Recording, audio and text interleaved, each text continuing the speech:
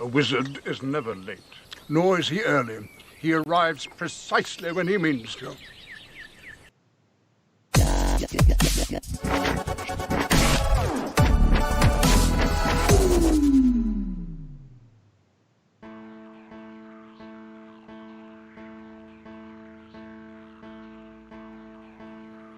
Well, hello, shitheads! I'm so glad you're here. And let me just say, Hannibal and Monty will be with you in just a bit. So, it's really, really, really, really, really important that you like, share, and subscribe to this channel. Also, look out for plunger points. And if you really, really, really like them, cast a couple dollars their way, because this shit ain't cheap. I'm just saying. Enjoy, and thank you for being here.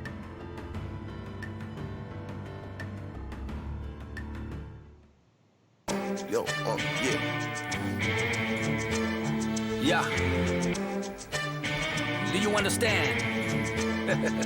Yeah. Insert cliche rap phrase here. The bastards.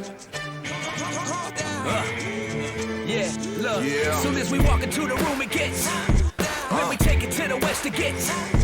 From the south to the north, where it's. You know we coming to get it. You know we coming to get it. Yeah, they used to show love, now the streets hot, but my heart got a trench coat full of heat. So click, clack, and blast, sick rap. Yeah, they hot, but my team a little. Smoking, rolling down the window, make it clean, hopping out the limo, looking.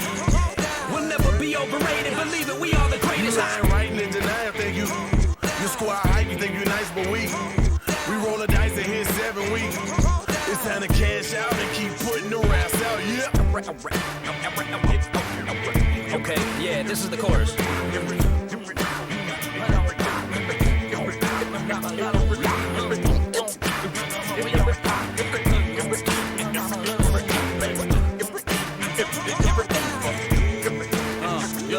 While you rambling out of pocket, I'm rolling the bass knocking. While you rambling out of pocket, I'm rolling the bass knocking. Look, we colder than the end of your calendar, higher caliber. Look, we colder than the Indian calendar, higher caliber. Yeah, you know we got it locked and we coming for your spot, bitch. Yeah, you know we got it locked and we coming for your spot, bitch. Yo, you know the flow fly like we writing in the cockpit. Yeah, you know the flow fly like we write it in the cockpit. Yo, it never should have happened. While they laughing, we collabing and smashing everything in our path. We wreak havoc. I got the alley-oop, crash, smash, bang, more glass, kill your crew and left you coming back for your ass. They really must be tripping, thinking that we wouldn't make it to that luxury living. Make the country listen, we love. Yep, flow gas, fill it up, get a mask, and I made X cash, 3, 2, 1, blast. Okay, yeah, this is the chorus.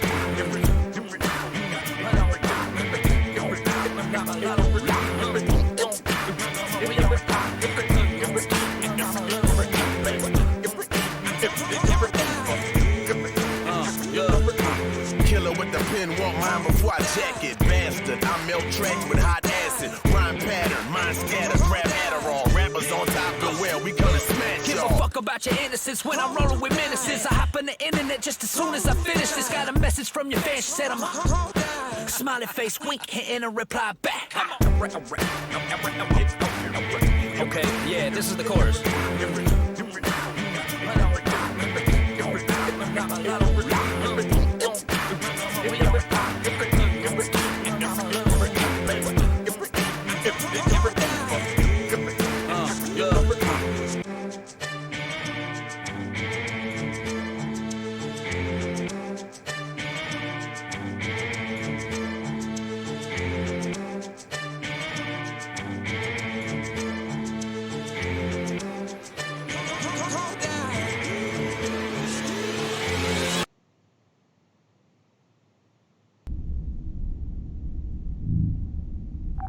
Bridge to Captain Picard. Go ahead. We've just received word from the fleet. They've engaged the Borg. Data, put Starfleet frequency 1486 on audio. Aye, sir. Stan is not a great Eminem song. No, I did not say Stan is not a great Eminem Okay, song. what did you say? What happens when a masked producer and a headphone-wearing comic book artist get together to talk music shit, comic book shit, and political shit on the internet? Monty. Hannibal the Beat Animal. Hannibal and Monty shit show. Holy shit! My name gets to be in the title this time. Hannibal and Monty Shit Show. Why is my name second? What kind of shit is this? Hannibal and Monty shit show. Let's talk some shit. Get your shit together. Get it all together and put it in a backpack. All your shit, so it's together. And if you gotta take it somewhere, you know? Take it to the shit store and sell it. Or put it in a shit museum. I don't care what you do. You just gotta get it together. Get your shit together. Yeah, so okay, eggshell. Yeah, all right. Okay. All right. Pearl. Yeah, all right. Alabaster. Yeah. Coconut. Okay, I see that. Okay, parchment. Uh-huh. Porcelain. Yeah. Chiffon. Yeah. And ivory. Yeah. All right. That should be every shade of girl that you've dated in the last. Oh, I think we're live.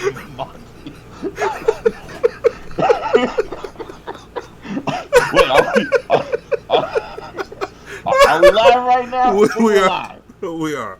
Are you sure? Hold on. Let me check and make sure. All right, hold on. Did you just flip me off? No. I gotta look. My from holding the baby all the time, like my joints are all stiff, so my finger just. That's your joints. Okay, all right, Yeah. I got you. Okay, and we are live. Are we live, Monty? We are live as fuck. Welcome to Hannibal and Monty Shit Show. I'm sorry, chiffon and eggshell. Oh, sorry. All right, and we are live. Welcome to Hannibal and Monty Shit Show. I am Hannibal the Beat Animal. And I am Monty. And this is episode 101. Maybe an episode about... On the machine! Or. I work with cats. There you go. That is not what I thought you were going to do. When I saw the Johnny 5 background, I definitely thought it was something different that we were doing. Yeah, so. see, I like to switch it up, have people not know what's coming. And I'll explain why it's a machine, but I'm going to get this shit out of the way first, because I think it runs smoother when I do this. If you like that shit, and you want to see shit like the pre-show, which we just did, patreon.com/5h1t is one of the best ways to support the show. Or you can support it through Streamlabs by going to 5h1tshow.live, twitch.tv/5h1tshow. We'll be doing gaming streams there. I'm working on an intro for it right now. Facebook.com/Hannibal and Monty. Instagram and Twitter are 5h1t show. Snapchat is show_5h1t. We have a TikTok too. Shit, I gotta get that into the flow. TikTok is 5h1t_show. We have done fuck all on TikTok so far. Discord, links in the description. Amazon wishlist, and P.O. Box. I'm leaving that shit out right now. It's in the description if you want it, because I'm not checking the P.O. Box for a while. And all you patrons, I will send you your shit when I'm not afraid of the post office. Yeah, I actually read an article. But I'll draw your shit. I will draw your shit and send you pictures of it and show you it packaged and ready to ship when I'm not afraid of the post office. Yeah.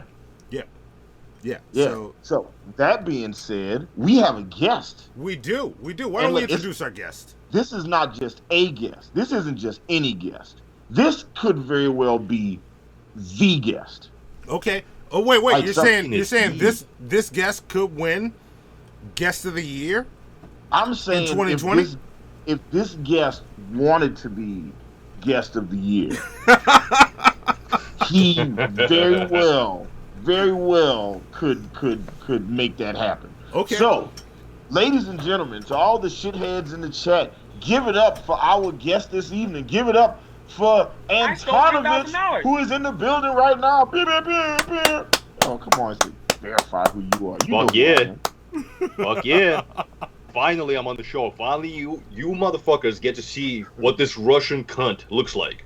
Right there. And right obviously, there. you know, I had to wear like a, you know, special hat because, you know, Hannibal has the mask and Monty has dreads, and me, I'm just a generic ass white boy, so I gotta put on a fancy hat. So yeah. You know, first off, you're not just a generic white boy. You are the bad guy in every '80s action movie. Look, let's just go with it. He's the bad guy of the shit show for 2019.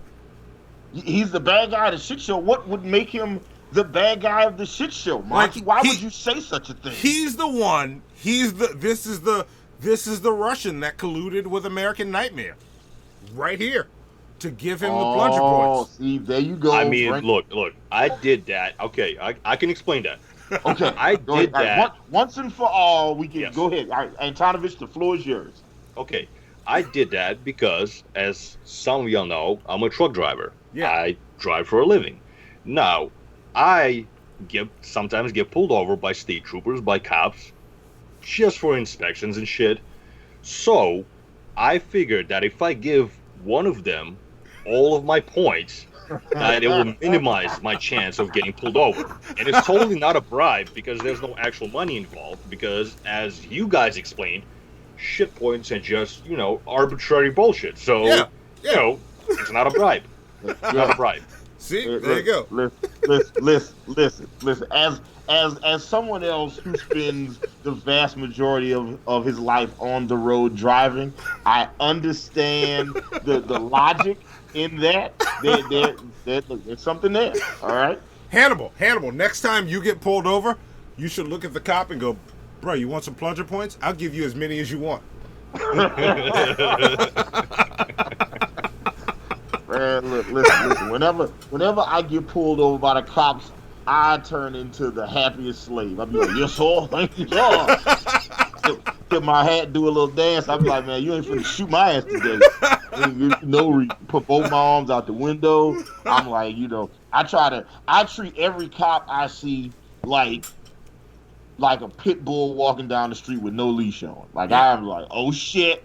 All right, just be cool, man. Be cool. Like, I was going to pick somebody up the other day, and a cop got behind me, and I was like, oh goddamn. So it's like, I normally when a cop gets behind me, I'll just pull over wherever I am. I will just pull over into any lot. Like, it's just like, oh, it's an empty big lot. Cool. This is where I'm gonna be at. I'm gonna stay here until you pass. Leave me the fuck alone. Yeah. I got a funny story about the very first time I got pulled over. Okay. The very first time. So that was back when I was pulling containers. I was a local driver. So it's like, you know, a local 9-to-5 job. I was pulling containers out of Jersey, New York ports. And I got pulled over. I was bobtailing at the time, meaning no trailer, just a truck. Okay. And initially he pulled me over for a cracked windshield. All right. That was the very least of my problems. Because in the next half hour, the cop proceeded to it wasn't like a state trooper, it wasn't DOT who usually deal with trucks. It was just a regular, you know, patrol cop. Mm-hmm. He proceeded to go all throughout the truck. And in my very first time that I got pulled over, I received 11 tickets. Fuck! The fuck? Well, wait, was that the one that you were telling us about, like last year? No, that was a different one. No, oh shit, and that wasn't 11, and that wasn't me. That wasn't me. But that's another fun one. I'm glad you brought that shit up because that's another great fucking story. Fuck. But no, to be fair, it wasn't 11 tickets on me. It was all on the company.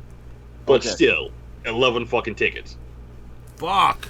And it was all for like small, you know, bullshit, but all that small bullshit adds up to one big fucking problem. Because, obviously the cracked windshields, if the sticker expired, the fucking tires were bald. That was after me coming from a tire shop to change those bald tires. So. Wow. All right. Yeah. That shit is crazy. Yeah. That shit is American Nightmare says, I've never colluded. I'll post my non-existent DMs with Antonovich. And yeah, some people would say that you could delete those DMs, but I don't believe that American Nightmare would do that. I don't think that he would delete. I don't know. Delete his DMs. Delete his Discord and then re-upload it under the same or very similar name, so no one would notice that. I don't think that he would do that. And look, I have not verified with Zoe, but I believe there was a clear winner before those points were exchanged. That's all I'm saying. Okay. That's all I'm saying. I'm not going to say anything more. But speaking of plunger points, if you want to know what they are, Hannibal, explain what plunger points are for anybody new. Yes. So for anybody watching Hannibal and Monty Shit Show for the first time, first off, welcome. We're happy to have you. I know some of you guys saw Monty and I last night on the Drunken Peasants podcast, where we talked about nothing in particular for 3 hours. Yeah. We're not getting into it on this show. This is not the show. Listen. I don't know what you're talking about because we didn't talk about that. Yeah, we didn't. I don't know what you're talking about. Hashtag you know what? Team Pimp Month. Love you, Pimp. Anyway. Team Pimp. Not that we're doing teams, but if we were doing teams. Anyway, plunger points are a fictional currency that Monty and I give out to the fans of Hannibal and Monty Shit Show. So what we do is we give out plunger points to all you guys, and you can use the plunger points. The viewer with the most points at the end of the month gets a free item from our merch store. Monty usually will customize something real awesome for you guys, and the shithead with the most plunger points at the end of the year gets a ton of cool stuff. Yes. And then we also have other little benefits and stuff that we give out for people with the most plunger points. How do you get plunger points? You get plunger points for being active in the chat and saying clever shit. You get plunger points. You get 100 plunger points just for subscribing to Hannibal and Monty Shit Show. You also get plunger points for Patreon, donating money on Patreon, joining us on Patreon, super chats, Streamlab donations. You get plunger points for sharing a live shit show on your social media pages. You get it for activity in the Discord, joining our Discord community. There's so many things. We give out plunger points for all kinds of stuff. So definitely want to get those points. We got some fantastic things that we give out. Like, Monty, what are we doing this month for this shithead with the most plunger points? I'm glad you mentioned that.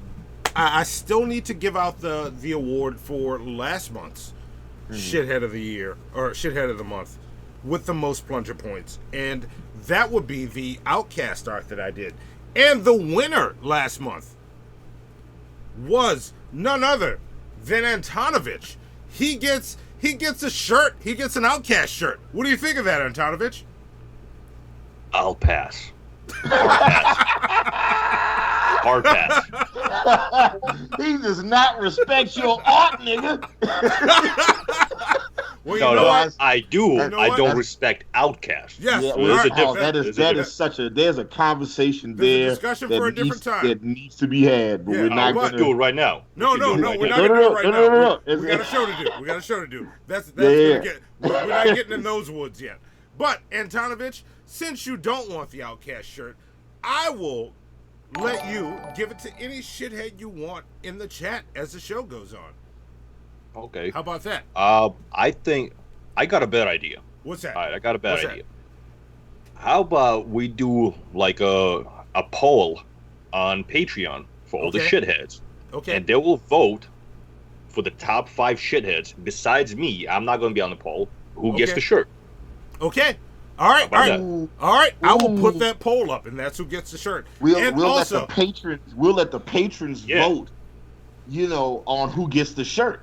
All right, and you know what? Just for that, let's give Antonovich 200 plunger points that you can give out to the shitheads however you see fit. Yes. Yeah, totally not a bribe. Not a bribe.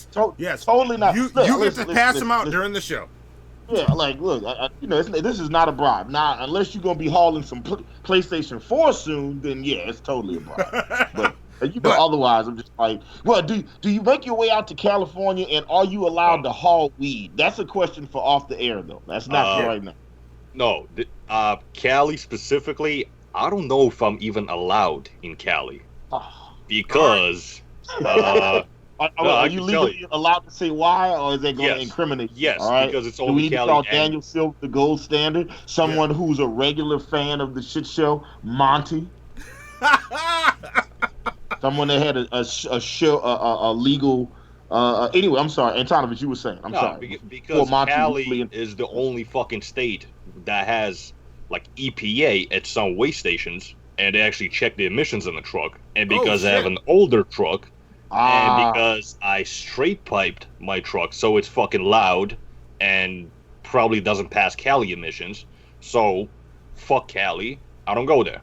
All right. Fair enough. Fair enough. And also, I've been to Cali in the truck. The whole state, the whole fucking state, for trucks, 55 miles an hour, and they really enforce that shit. Oh shit! So that's another reason to super trash. Cause Cali is like if you were like on the northernmost tip of Cali and you had to go to the southernmost tip of Cali going 45 miles an hour, that's gonna take fucking forever. 55. 55. Oh, that's still gonna take way too. You can get away with like 59, but once you get like 60 or even like 62, there's a high chance you're getting pulled over. Trash. All right. And I know a couple of people who got tickets for that. Shit. Trash. All right. That's crazy. This is why the great philosophers and poets, known as the NWA, said "fuck the police." See, there you go. Not American Nightmare. He's one of the good ones. Yeah, I've been pulled over like quite a few times, and I don't know if I can say that. Yeah. I've been pulled over by some really nice cop. The first cop that I mentioned, who gave me 11 tickets, he wasn't an asshole. He wasn't really nice, but he was really fucking creepy. Okay. Like what I'm saying, when I got pulled over, like obviously I was fucking shaking and nervous and shit. First time getting pulled over. Right. So I was still, the fact that I'm white means fuck all. I was still nervous as fuck. So he was like, I'm like, I'm trying to get my paperwork and shit. I'm like shaking. I'm like, I'm sorry. I'm a little nervous. He goes, "Why are you nervous, sir?" And that made me even more fucking nervous. That's way too rapey sounding. Yes. But I got pulled over, and me personally got a ticket in upstate New York by a state trooper. And that dude was one of the nicest fucking people I ever met in my life. I even shook his hand after he gave me a ticket. All right. Granted, I didn't pay that ticket. I made my boss pay the ticket because it was it was a ticket on the equipment. It wasn't my equipment. So fuck your ticket. You pay for that shit. And he did. Yeah. And look, I want to say two things. Dildor the Penetrator, pick an item from our merch store. Direct message me. Because you did win Shithead of the Month. And you didn't get shit because we didn't have new shit to give away. Pick an item. Message me. Yours. And look at that, Monty. So first off, look at how I always talk shit about Monty. I'm always talking shit about how he like makes unilateral decisions about the show without talking to me, or how all his girlfriends is the same color as rice. You know what I'm saying? But that was very cool of you, Monty, and I want to give credit where credit is due. And also, if you look in the chat, use the raffle option. It'll cost you 20 plunger points, but you get entered into the raffle to win an Outcast t-shirt that Antonovich just didn't want. And if you want to know who the top shitheads are so far at this point in time, and we're not counting total, just so far, Who's Your Buddy with 140 is number 5. American Nightmare with 165 is number 4. Antonovich with 170 at number 3. Mike at number 2 with 215. And Penultima is at the top with 315.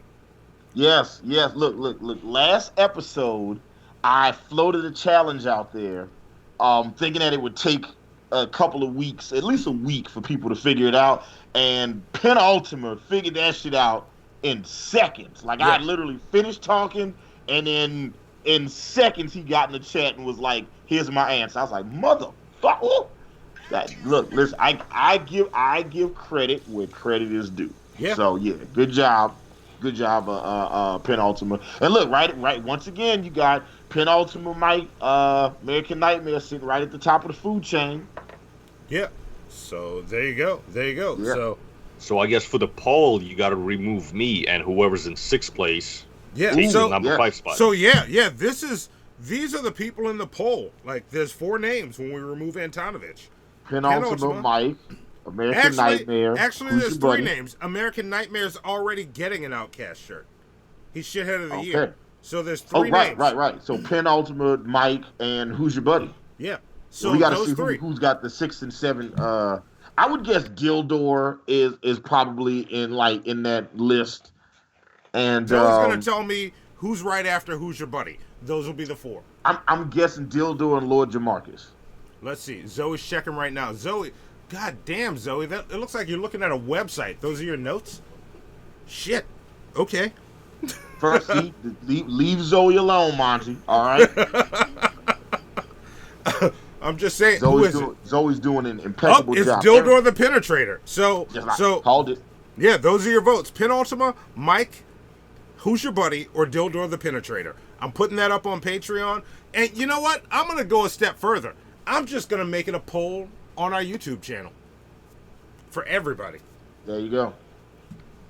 So that you can vote. Dumb and Dumber was like, Mike better win.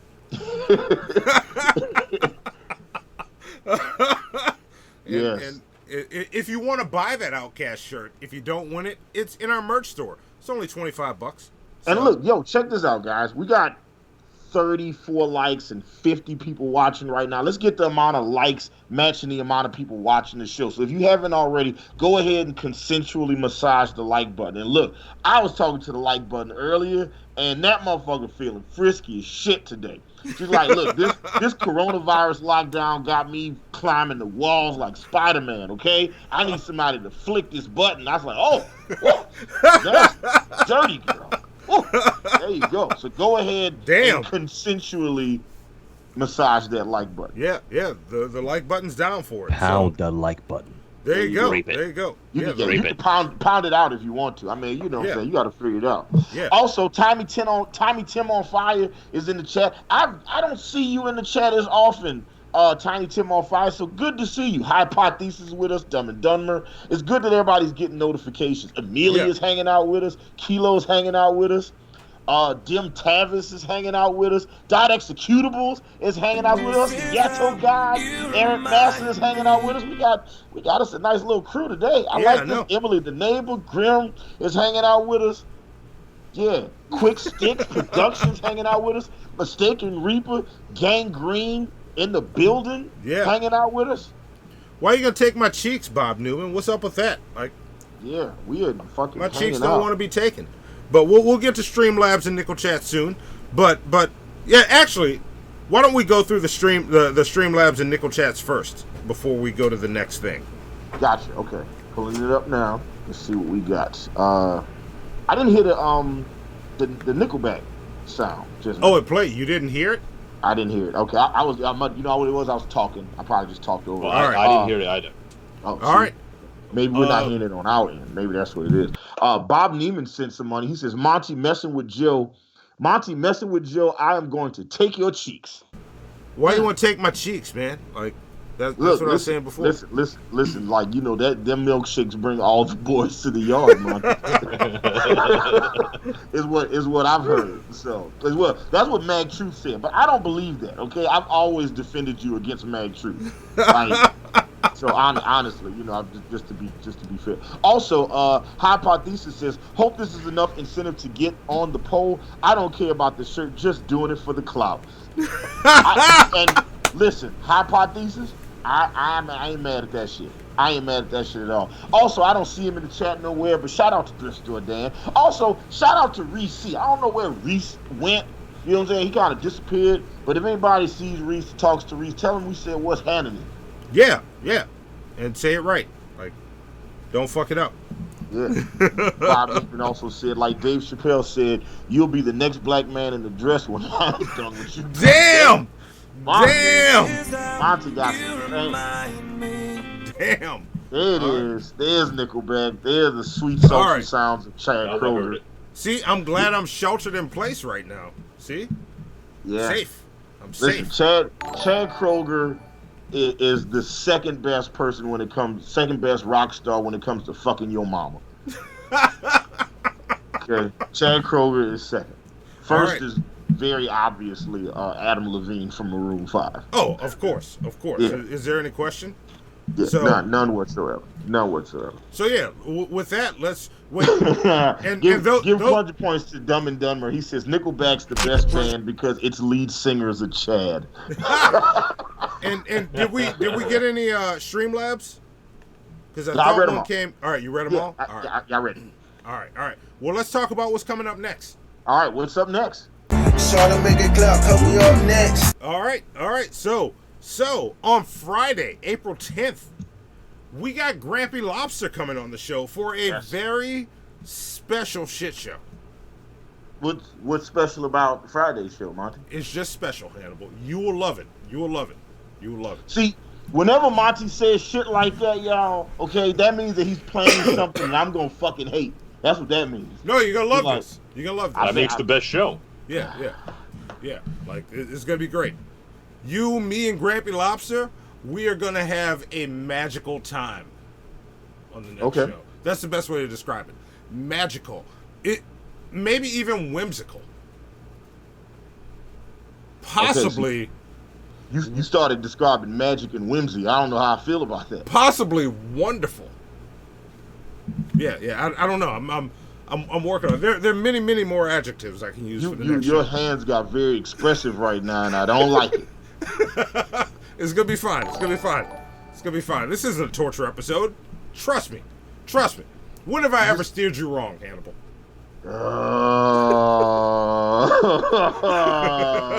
What do you have to lose? What could possibly go wrong? Now I know whatever he's planning is some bullshit. All right. What could possibly go wrong? Oh, okay. All right, there it is. That's the trifecta. What else we got, Monty? And then we got a regular shit show with just me and Hannibal coming after that on the 15th, because there's a magic and whimsy that comes from just me and Hannibal being on the show. What are you doing? What are you doing right now? What are you planning? What are you scheming? I'm scheming nothing. He's scheming son. He's up to something, y'all. Monty is up to something on Friday. I don't know what he's up to right now.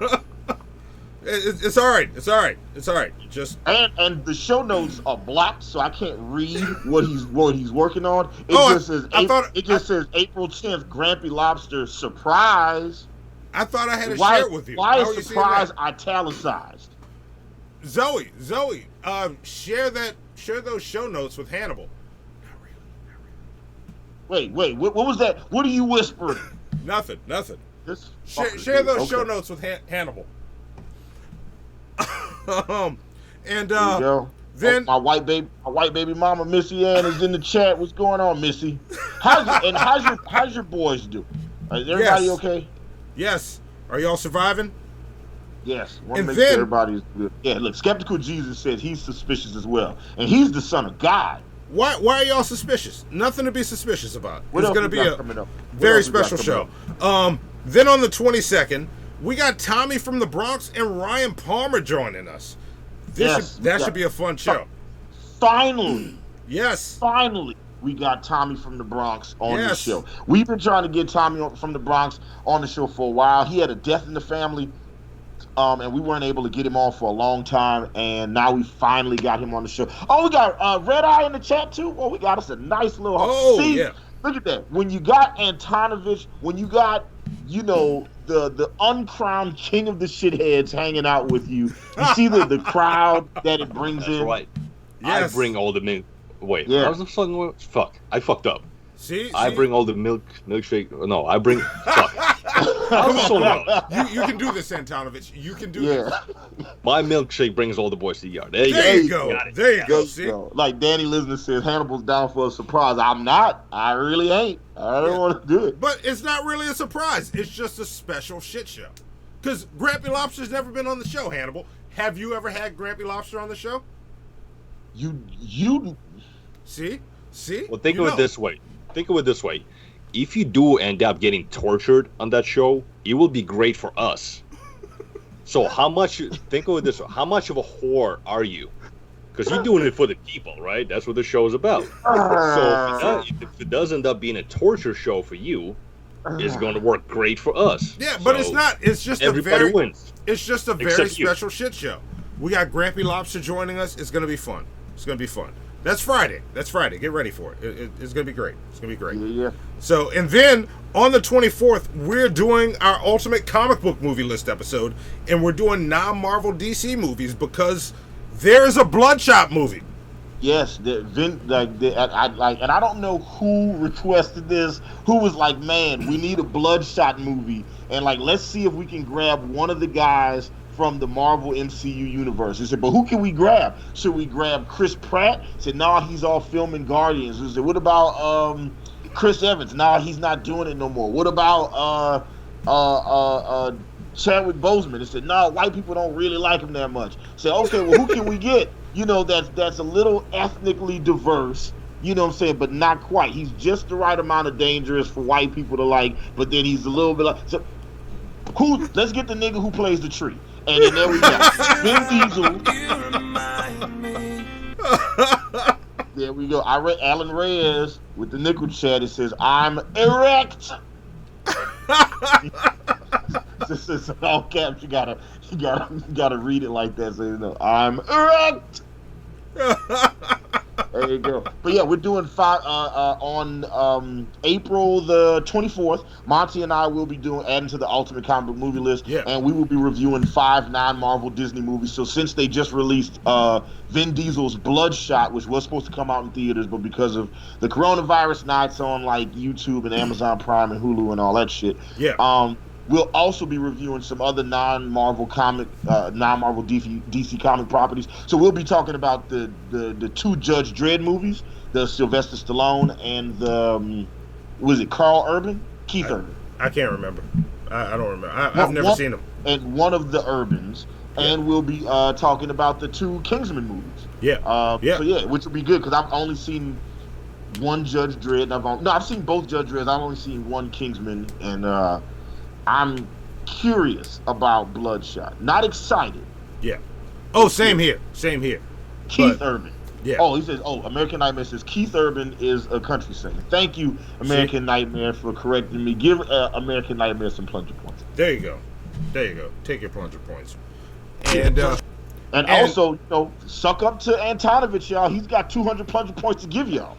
Yeah. He doesn't want them. And look, I stole $3,000. And look, if he gives beyond his plunger points, we'll just deduct him from the plunger points he has already, and he'll be happy with that because that'll take him off of the list. So. Yeah, I don't like being on the list. So I'm sure I'm already on some list for all the shit that I said in life. All my Jewish friends tell me the same thing. They're like, I don't want to be on no list. I'm like, I hear you, man. Yeah. So I hear you, man. And then finally, April 29th is our torture episode. Yes. And I don't know how many of y'all, Hannibal, you're watching Tiger King right now, right? I look. After Monty watched it, he was like, I watched the first episode. I had to finish it. I was like, okay, then I'm going to watch it. And then Monty was like, after you watch the first episode, call me. And then I called him, and then Monty said, this has to be our torture episode. Yes, we are going to listen to all of Joe Exotic's albums for our torture episode. And I can't find them on any streaming service, so I bought them from Amazon. So, during that torture episode, you shitheads will win. I'll do 3 raffles, because there's 3 of them. 3 people will win a copy of Joe Exotic's random albums, defaced by Monty, with art. So I'll open them up, deface the cover with something, and I'll ship the shit out to you. So there you go. But that's our torture episode. Yeah, we'll be reviewing Joe Exotic's albums, and also talking about Tiger Kings. So listen, if I wish the shit show could be as much of a shit show as Tiger Kings is, because every episode I'm watching, I'm like, all right, this is the most craziest, ridiculous shit I've ever heard in my life, and then you watch the next episode and be like, what the fuck? What is this?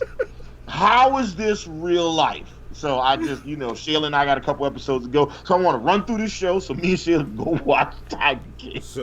I've been hearing about this Tiger King shit for like the past week, and I still have no idea what the fuck it's about. Antonovich, watch the shit. I'm gonna tell you this. It's better if you go into it blind. Yeah. Less you already know too much. Kings, you already know too much, Antonovich. Yes. It's better if you don't know anything. I'm already kind of put off by it just because I heard so much memes and so much about it. I can. But Antonovich, trust me, do it for the show. Do it so you can keep up with the torture episode. It's worth it. It just. It sounds like it's going to be my torture episode. No, Tiger King is actually fun to watch. I would say this: watch the first episode of it. What was it on? It's on Netflix. All right, cool. Yeah, it says on Netflix. Tiger King. It is literally inescapable. But it's one of those things. It's okay. So it's the opposite of coronavirus. It's contagious, but in a good way. Yeah. So there you go. Yeah. But so we're gonna do that. That's all that's coming up next. And we also got May 12th. We got 2 more shitheads joining us. We got we got Shithead of the Year and runner-up for Shithead of the Year coming on May 12th, National Shithead Day. Yeah, so we'll have American Nightmare, and Mike will be on the show on National Shithead Day. So, and look, all of you shitheads for on May 12th, any of you shitheads that are working on anything, no matter how obscure or random it is, no matter what that thing is you're into, let us know. Message us on Twitter, Instagram, message us on Discord. How you get in contact with us, message us. Let us know what you got going on, and we'll incorporate it into the show. That show. It's for us to celebrate you guys, so we can talk about how awesome our fans are and the things that you guys got going on. And some of you have already sent me awesome shit that I'm putting on that show. So good stuff's coming. Yes. So all right, that's all the stuff that we got coming up next. Yeah. Let's move right into it. I got and I haven't done this in a while. Like let me let me get ready for line. I got 2 questions for y'all. Okay. First question. What's up, nigga? You want to talk some shit? Yeah. Yes, let's talk some shit. Monty, I've been meaning to ask you for a while. Where is that from? Don't tell me right now. Don't tell me right now. All right. Don't tell me right now. But yes, I'm ready. Antonovich, are you ready to talk some shit? I'm always ready to talk some shit. All right. And Monty, are you ready to talk some shit? I am ready to talk some shit. Ready to talk some shit. So that just brings me right into my next question. What's eating Hannibal? Oh, straight out the gate? Oh yeah, let's do this shit. Yeah. Let's do this. I'm ready. I got something that's been on my mind for a couple weeks now. Hell yeah. All right. Often imitated but never duplicated. Yeah, that's it. OG, original gangster, original gangster, original gangster.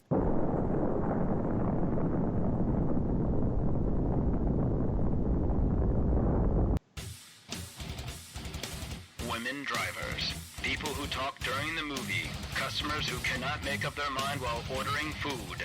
They shit on LA, they shit on Chicago, they shit on Miami, they shit on New Jersey. New Yorkers, Atlanta Falcon fans, possibly people from Alaska. They hate Canadians, they hate the South, they hate the rain, they hate the snow, they hate murder, they hate crime, they hate fucking everything. They hate the Knicks when they're winning, they hate the Knicks when they're losing.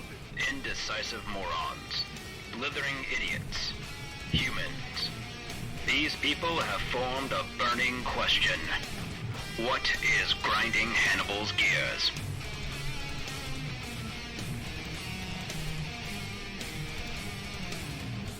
Yeah, dun. Yes, and look, it's also shout out to Fabarino who came through with the dono, and I appreciate that, man. Fabarino says, when can we see Hannibal the juggling animal? I am so mad at you, Monty, for letting the world know that I used to be a juggling usher. So that sucks ass that you told people that, because I had told you that in private and confidence. Yeah, and what's up, Larry from OAW Entertainment? Larry's in the chat? Yeah, Larry's in the chat. Yeah, and look, and we didn't say this, but Larry's going to be on the Ultimate Comic Book Movie List episode that we do in a couple weeks. We'll have Larry joining us. I don't see him in my chat. Where's he at? He was playing during the intro. I got you. Okay. Yeah, I looked at the chat after the intro. I was doing shit. But I think Antonovich had some shit to get off his chest before you get into this, Hannibal. Yes. Antonovich, what is on your mind, sir? Oh, man, I do have a couple of things on my mind, okay? And we discussed it briefly on the pre-show, which some of you broke bitches did not see because you're not patrons, which you should become because it was a good show. So, couple things. Now, we were talking about, like, Uber drivers and, you know, all that type of shit. Now, I got a bit of... Yes. Especially, and I noticed it because I'm a truck driver and I go around different cities and different places, but I noticed this is particular to New York City. Uber drivers, for some fucking reason, on a highway, they cannot maintain highway speeds. So what happens is, like my previous job, I used to work for FedEx. I was a local FedEx driver. And a lot of times in FedEx, I'll be pulling 2 trailers, doubles. So, what happens is I'm driving down the highway and there's 2 fucking Uber. There's an Uber driver in the middle lane driving slow as fuck. Now the speed limit in New York City is I think 55 on the highway. Now in New York City the speed limit is more like a suggestion. Nobody drives fucking 55. But still, there's this Uber retard in the middle lane creating traffic from all the people behind him. He's doing like 40 miles an hour. Why the fuck are you in the middle lane? Move your slow ass to the slow lane, the right lane. That's the general rule of thumb all over the world. If you're driving slow, you got a slow vehicle, you move your slow ass to the slow lane, the right lane. But no, he's driving in the middle fucking lane, and I'm driving a truck. Now, in most cities, and I'm sure American Nightmare can confirm, in most cities on the highways, you cannot drive a semi-truck in the left lane. But I am forced to take over this fucking to overtake this retard Uber driver in the left lane because a lot of times what I've seen, he's driving side by side next to another Uber fucking retard who's also doing 40 miles an hour for some reason on the highway. That means I gotta illegally overtake these 2 Uber motherfuckers who can't figure out how passing works because they're driving side by side, creating traffic for all the people behind them. Move your fucking slow ass to the right lane. Or if you can't do the speed limit, you can't even do the speed limit on the highway. Get the fuck off the highway. Take the local roads. You're in New York City. There's streets below the highways. Get the fuck off the highway. But no, okay, here's the thing. Back when I used to work for FedEx, as I mentioned, I pull doubles. Yeah. If you are being overtaken by a semi-truck pulling 2 loaded trailers, you are in the wrong fucking lane. Move your slow ass to the right lane so people can pass you. Get the fuck out of the way. Yes. And I noticed that's particular to New York City. For some reason, I don't know why, but for some reason, in New York City, Uber drivers on the highways, they drive slow as fuck. And I'm not talking about like driving the speed limit, because most cops are not going to pull you over for going like 3 over the speed limit. They don't give a shit. Yeah. But they go below the speed limit. They do like 40 miles an hour on the highway. Yeah, 40 on like a 55 or some shit like that. Yeah, absolutely. Why? Fucking right. Yeah, it's just trash. So that shit pisses me off.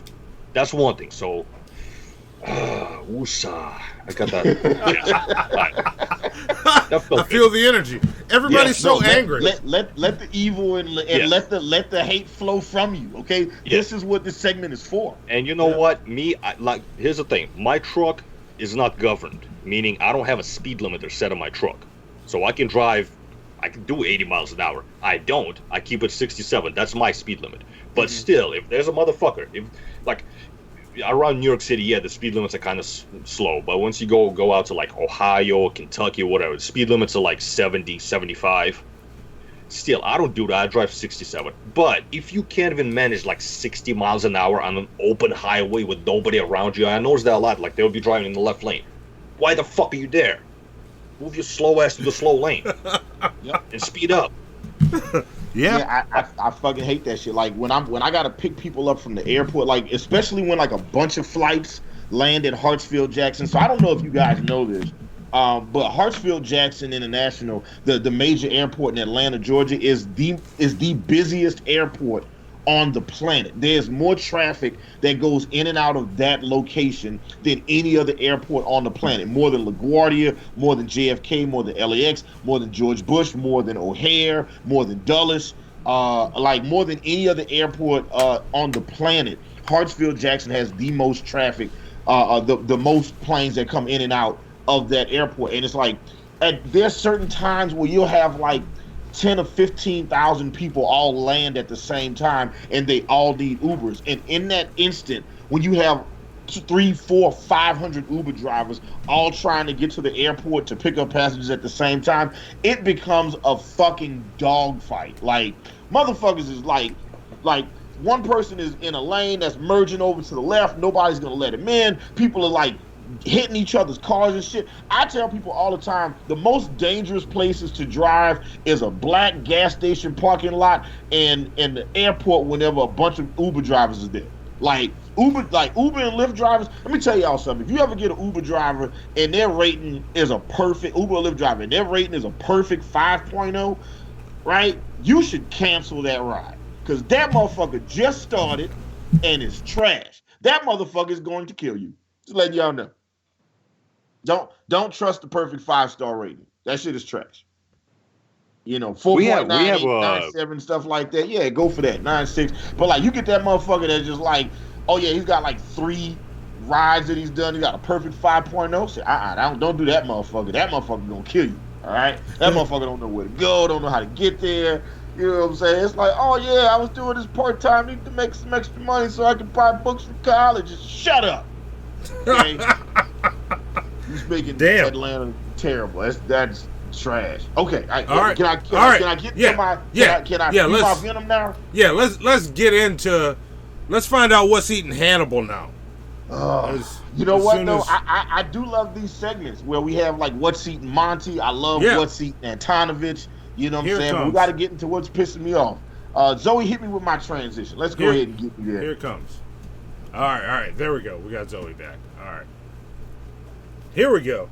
There we go. Because I want to make sure that we get all the angst. And also, shout out to this burning building from whichever Superman cartoon it was that we had to I don't watch. know if you've noticed the theme for the backgrounds on What's Eating Hannibal. Whenever we're doing a What's Eating Hannibal, when we're talking about movies, because we only get new graphics when we do themed episodes. Every movie has a scene where something's on fire. That's what I use for What's Eating Hannibal. Yeah, good. It makes sense because I'm steaming right now. So yeah, that makes fucking sense. Okay, so here we go.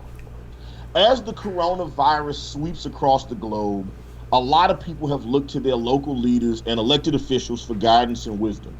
The mayor of Atlanta, Keisha Lance Bottoms, started the process of closing Atlanta down as early as March 9th. All public schools were closed, and then after that followed all major public events, gatherings, and non-essential businesses.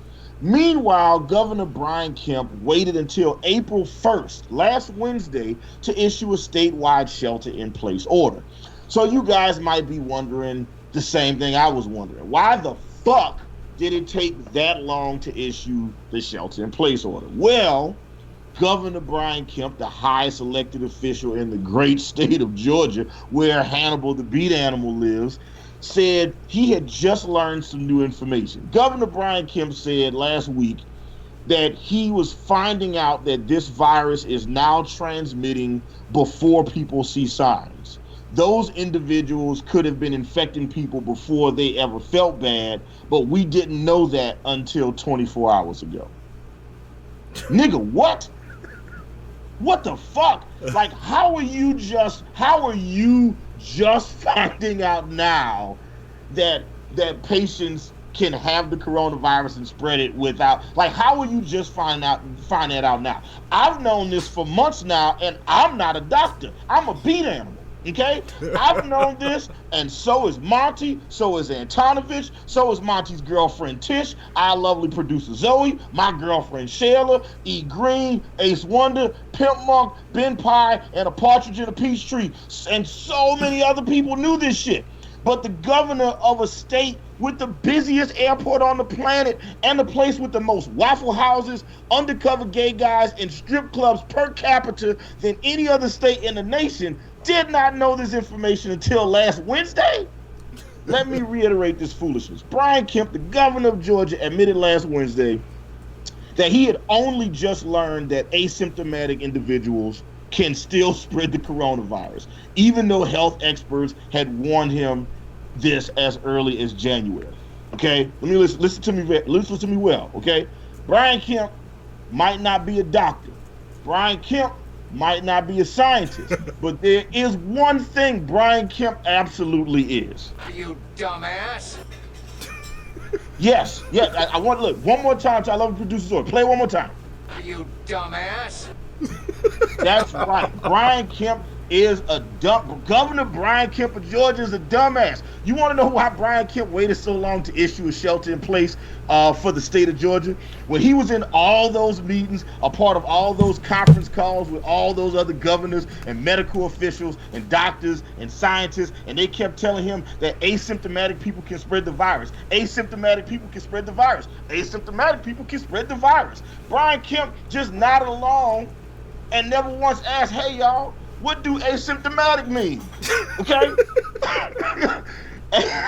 That's why I believe it took so long for him to act. He doesn't know what words mean. Okay? Remember, y'all, Governor Brian Kemp, the leader of the whole state, said they're finding out that this virus is now transmitting before people see signs those individuals could have been infecting people before they ever felt bad. Say, bruh, that is literally what the fuck asymptomatic means. Brian Kemp didn't want to admit that a 5-syllable word was too much for his underdeveloped brain to process, okay? It's like when you have too many tabs open on your Google Chrome, okay, and you get that little spinning circle, that spinning wheel in the middle of the screen. That was Brian Kemp's brain. You know what I'm saying? Every time somebody said asymptomatic to him, Brian Kemp might not be a diagnostician. Brian Kemp might not be an epidemiologist. But there's one thing Brian Kemp absolutely is. You dumbass. That's right. And here's what's extra fucked up about the dumbassness of Governor Brian Kemp. Governor Brian Kemp said that the state's top medical official had just given him the information 24 hours earlier. Keep in mind, the governor's mansion is in Atlanta and is 10 minutes away from the goddamn CDC. You know what I'm saying? So, bro, you could have walked over there and found out what the hell was going on. You could have took a bird scooter, a Lyft bike, a Move moped, or you could have called the Uber. Hell, I would have took you to the CDC, my nigga, so you could have figured that shit out. But Brian Kemp might not be a brain surgeon. Brian Kemp might not be an astrophysicist. But one thing Brian Kemp absolutely is... You dumbass. That's all right. Play it one more time, my lovely producer Zoe. Play it one more time. You dumbass. That's right. And check this dumbass shit out. Local leaders of different cities, counties, and townships in Georgia decided to institute their own guidelines to protect their citizens. You know, stuff like curfews, banning public gatherings, closing non-essential businesses, issuing shelter-in-place orders. After all these local leaders did these things, you know what Governor Brian Kemp did? He issued a statewide shelter in place, right? That sounds like a good thing. But then he expanded what businesses were considered essential. So now, where there were like less people on the street, now we got more people on the street because a bunch of businesses that were closed a few weeks ago have now been asked to reopen. And on top of that, he has reopened Georgia's beaches. On top of that, he has reopened Georgia's golf courses. And on top of that, he has reopened Georgia's churches. Now, what type of person would reopen churches of all places? Keep in mind, the first reported coronavirus death in Georgia was a 67-year-old man that they believe got it at church. Okay?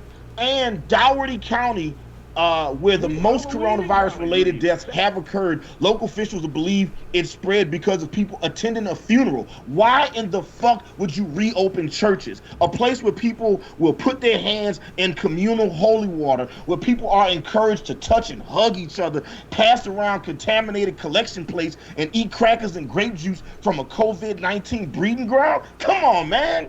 Brian Kemp, look, you might not be a Pulitzer Prize winning author. Brian Kemp might not be a Nobel Peace Prize nominee. But one thing Brian Kemp absolutely is... You dumbass. That's right. And his dumbassness is costing people their lives, and that's what's eating him. There we go. All right. Shit. And look, let me go ahead and say this now. This is not politically motivated because there are Republican governors out there that are doing what they need to do to take care of their states. There are Democrats out, and there are Democrats out there that are fucking up. There are Republicans out there doing a good job. This ain't got nothing to do with party politics. This has got to do with one thing only: dumbassness. Other Republicans are looking at him like, this nigga's stupid. What the fuck? This is incredible. This is ridiculous. He was just like, oh yeah, man, we go. And his was crazy.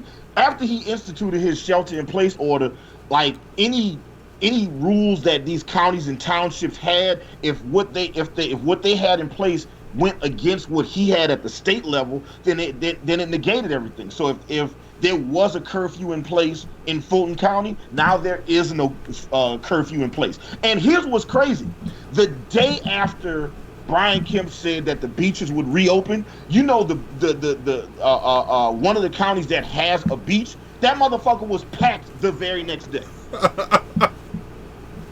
Wow. Like, what the fuck? Like, how are we supposed to win? You know what I'm saying? It's like, hey man, everybody got to stay home, but you know, y'all niggas can go swimming if you want to. Bruh.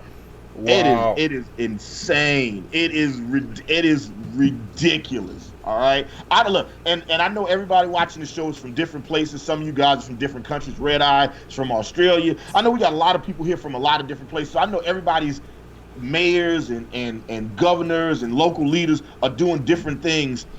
But like, this shit is just, it's ridiculous. Like, and I think Georgia just shot up like 1,000 new coronavirus cases and 75 people died in the last 24 hours. You know, motherfuckers here are not taking this shit seriously. You know, and like Antonovich is in New York, where they are absolutely taking this shit seriously. I got friends from California, friends in Detroit, and I got friends and family in New Orleans. Everybody else is taking this shit very seriously. But Georgia is not. Look, if you guys check out, I'm gonna repost it on my Instagram, and I have it on my Facebook page. I posted a video. I was doing an Uber Eats order like a week or two ago, and I picked up from this bar that's also a club, and there were people in the club partying and shit. There was a bunch of bitches in there twerking and shit. The fuck, man? Throw your ass inside, put a mask on, social distancing. Wow. God damn it. You know, and look, right off the rip, let's just go ahead and transition right into fair foul, because we need to talk about this church shit real fast. All right, here we go. Let's do it. Hit it. Yes. How big are your balls? Okay, Mr. Machine. Are they ready for the truth? Yes, they're ready for it. Just love it. Okay, how do they hurt us? Because they love them. We don't need to give any time to them, Master. We're talking about deliverance. See, I'm talking, so many people out there are captives. And I'm talking about homosexual lifestyle. I was delivered from something like that. I was a prostitute for over 30 years. I sold my body on the street corners.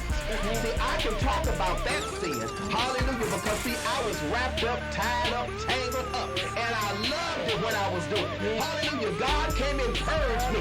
Hallelujah, God made me get it the old-fashioned way. You just turn your soul unto me and I'll use you. But now I can shake for Jesus. Oh, under the anointing of the Holy Ghost. Bless you. Suck my cock, bitches. God bless you. Has the Imperial Magistrate reached a verdict? I have. Guilty or innocent? Innocent. Feed him to the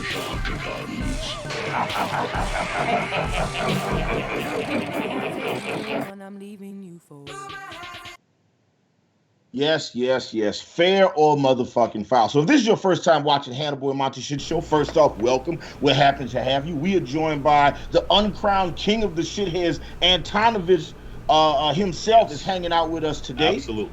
Yes, and look, we go just get right into it. So the way fair foul works, every day I do a deep dive on the news. I'll go to 100 different news sites and read 100 different stories. I start off on a news aggregator site, then I go to Associated Press, followed by CNN, Fox News, Reuters, InfoWars, Breitbart, Politico, The Blaze, The Hill, MSNBC, Red State, Huffington Post, Newsmax. I'm reading on every side. I'm reading international news, national news, local news. I'm reading a whole bunch of stuff. And when I read these stories, when I get to the end of the story, sometimes I wonder to myself after I finish reading, was the end result fair or foul? So I'm going to read you guys a couple of stories, and I want to go ahead and talk to you about this. And look, for all of these fair files, all of my fair files are about essential businesses right now. Businesses that various states have deemed as essential businesses. So that's what it is. So I'm letting you guys know right now, this is the subject of all of my fair files tonight. And this first one, it comes from multiple sources, okay? And I got this article, I got one from Fox News, one from Daily Caller, one from Fox 5 Atlanta, one from CNN, and one from Breitbart, okay? Okay. So I got a bunch of these, and I'm not going to read each one, right? But I'm gonna give you guys a couple of them, right? This one from Fox News, from the good people at Fox News. I'm sorry. This story comes from Fox News. All right. Police show up at a Louisiana church that was defying coronavirus state orders. Police responded Tuesday night to a Louisiana church where hundreds had congregated despite the state's ban on gatherings of more than 50 people, part of an effort to stop the spread of the coronavirus. Tony Spell, pastor of Life Tabernacle Church in Baton Rouge, Louisiana, said no dictator law could keep people from worshiping God, according to local news. He says, and I quote, "The virus, we believe, is politically motivated." I don't know what that means. He said this virus is only attacking people that believe that Donald Trump is the rightful. I don't even know how that works. Like, the virus is killing everybody. It don't care. You know what I'm saying? The virus out here fucking everybody. It don't care. Yeah. The virus, hide your kids. Right. The virus, we believe, is politically motivated. We hold our religious rights dear, and we are going to assemble no matter what anyone says. So look, that's the Fox News story, and there's more to that one, but I'll come back to it. This story comes from the Daily Caller. Southern churches draw hundreds to Sunday services despite coronavirus restrictions. Hundreds of churchgoers attended religious services in Louisiana and Florida over the weekend, despite government coronavirus restrictions. About 500 people attended church service at Life Tabernacle Church in Louisiana, just outside Baton Rouge. The people gathered to worship after New Orleans police broke up a Saturday funeral repast attended by about 100 people, the Associated Press reported. So look, that's from Daily Caller. This one is from Fox 5 Atlanta. It says Tampa megachurch pastor arrested after leading packed services despite safer at home orders. The pastor of a Tampa megachurch, is facing charges after refusing to close its doors despite a safer at home order in effect in Hillsborough County meant to stop the spread of COVID-19. The sheriff says up to 500 people were in attendance at Pastor Rodney Howard Brown's services on Sunday. Hold up. This story comes from CNN. Right? These are all different stories, mind you, right?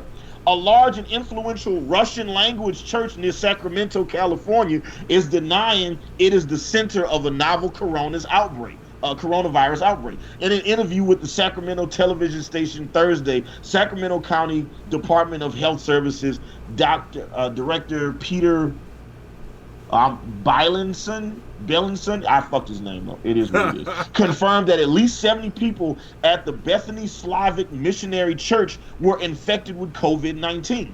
He said he named the church not to cast aspersions on anybody, but to really hammer home the importance of not congregating, not only in church, but also in prayer gatherings in people's homes, right? And then this story comes from Breitbart, right? Florida Governor Ron DeSantis defended deeming churches as essential in his stay-at-home order, telling reporters during Thursday's press conference that the government does not have the authority to close a church, and adding that they play an important role, particularly, quote-unquote, in times like this. All right. Now, I believe there's been, on a national level, it's been said that churches can remain open and that they are considered essential businesses. So, to Antonovich, to Monty, to everybody in the chat watching, is it fair or foul that in this time, in the middle of this pandemic, that churches are listed as essential businesses. Foul as fuck. Everybody, yeah. Look, everybody in the chat, chime in. Let us know, fair, foul. Give us your reasons. Let me know what you think. Antonovich, you are our guest. You know what I'm saying? Let us know what you think. Yeah. Also, as a related side note, churches are considered businesses. Okay, so they should be paying taxes, right? Oh, they're fucking not. Oh, they're not. Man, if we had the clues, if we had the DJ Clue bombs on the chat, I would be like, man, Zoe, drop one of the clues bombs for Antonovich right now. Yeah. Yes. Go ahead. Continue. Not only that. Okay, aside from that it's considered a business that doesn't pay any fucking taxes. Aside from that, the fact that the religion, whatever the denomination is, the church, I'm assuming it's a Christian, so that's based on the Bible. Okay, so if you need to go somewhere to have one guy interpret whatever's written in the fucking book, it probably means that you picked the wrong fucking religion. If you need somebody else to translate whatever's written in the fucking book, maybe stay home and just read the fucking book. Because I guarantee you, if you actually read the book verse for verse, from the front page all the way to the back, you're not going to be a Christian anymore. You're going to be an Advent fucking atheist. Yeah. See? There you go. Oh, no. Foul as fuck. Antonovich. I like it. We got to have Antonovich on the show more often, man. You know what I'm saying? Plus, I like the heavy Russian, like, I like you have a deep voice, and you got, like, that slight, like, Russian accent there is dope. It's very slight. It's very slight, but it's there, and it's awesome. I love it. I love it. Monty would say you can't imagine how many fucking times when I used to play on the Xbox, how many times people asked me to do like lines from Rocky or Terminator or some shit. Yeah. Oh shit. Oh, I want to do that now. Can I? Oh man, I would love to have you be like, get to the chopper. That would be great. Yeah. Or say I must break you. Like how many times have you had to say that? I must break you. See, but no. On topic. Yes. I say, church is open as foul. But we're at church right now. We're at church praying to the Almighty Golgothan. This is fair. We got 68 people here, and we're all socially distant. This is the way you do it, people. If you want to go to church, you can do it. Like we are gathering here today, brothers and sisters. I saw a video of a woman leaving church, and it was like the news reporter went up to her and tried to ask her. And I hope you guys have seen this. But like the news reporter goes up to this woman and like she's in her car driving away from church, and it's a bunch of cars. It's like a line of cars leaving this church, like dozens of cars leaving the church. And then the reporter asked her, he said, "Hey, are you concerned at all about potentially getting the coronavirus? Being in this public place with all these people?" And she said, "No, because I'm covered in the blood of Jesus."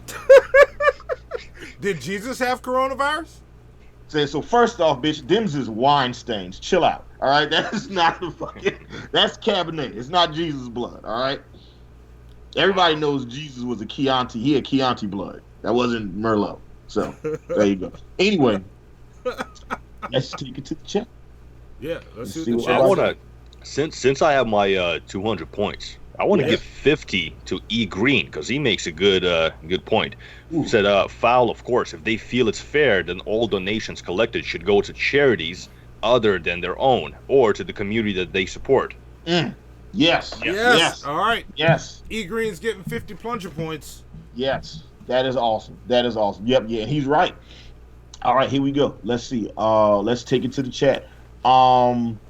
Clown Black says foul.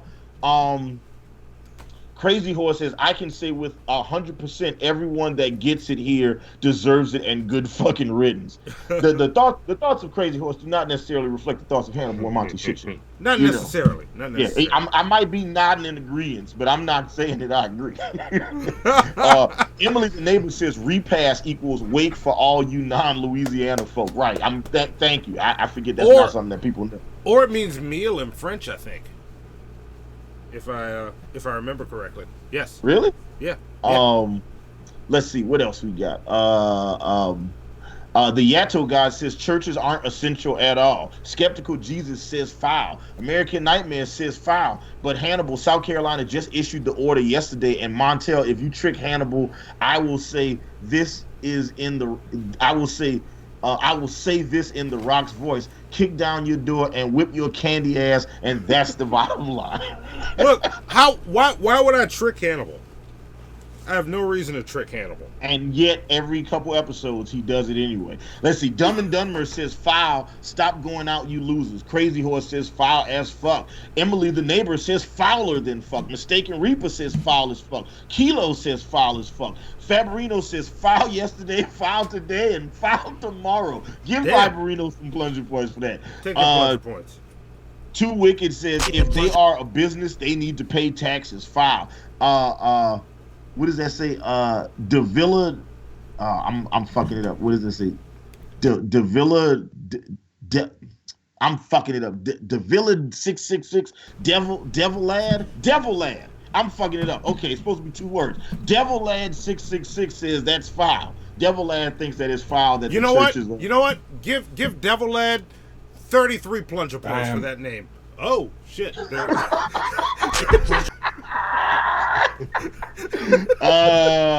Out of nowhere with the bam. Let's see. Danny Listener says foul. Church is pretty boring. That's facts. Hypothesis says foul. Fuck.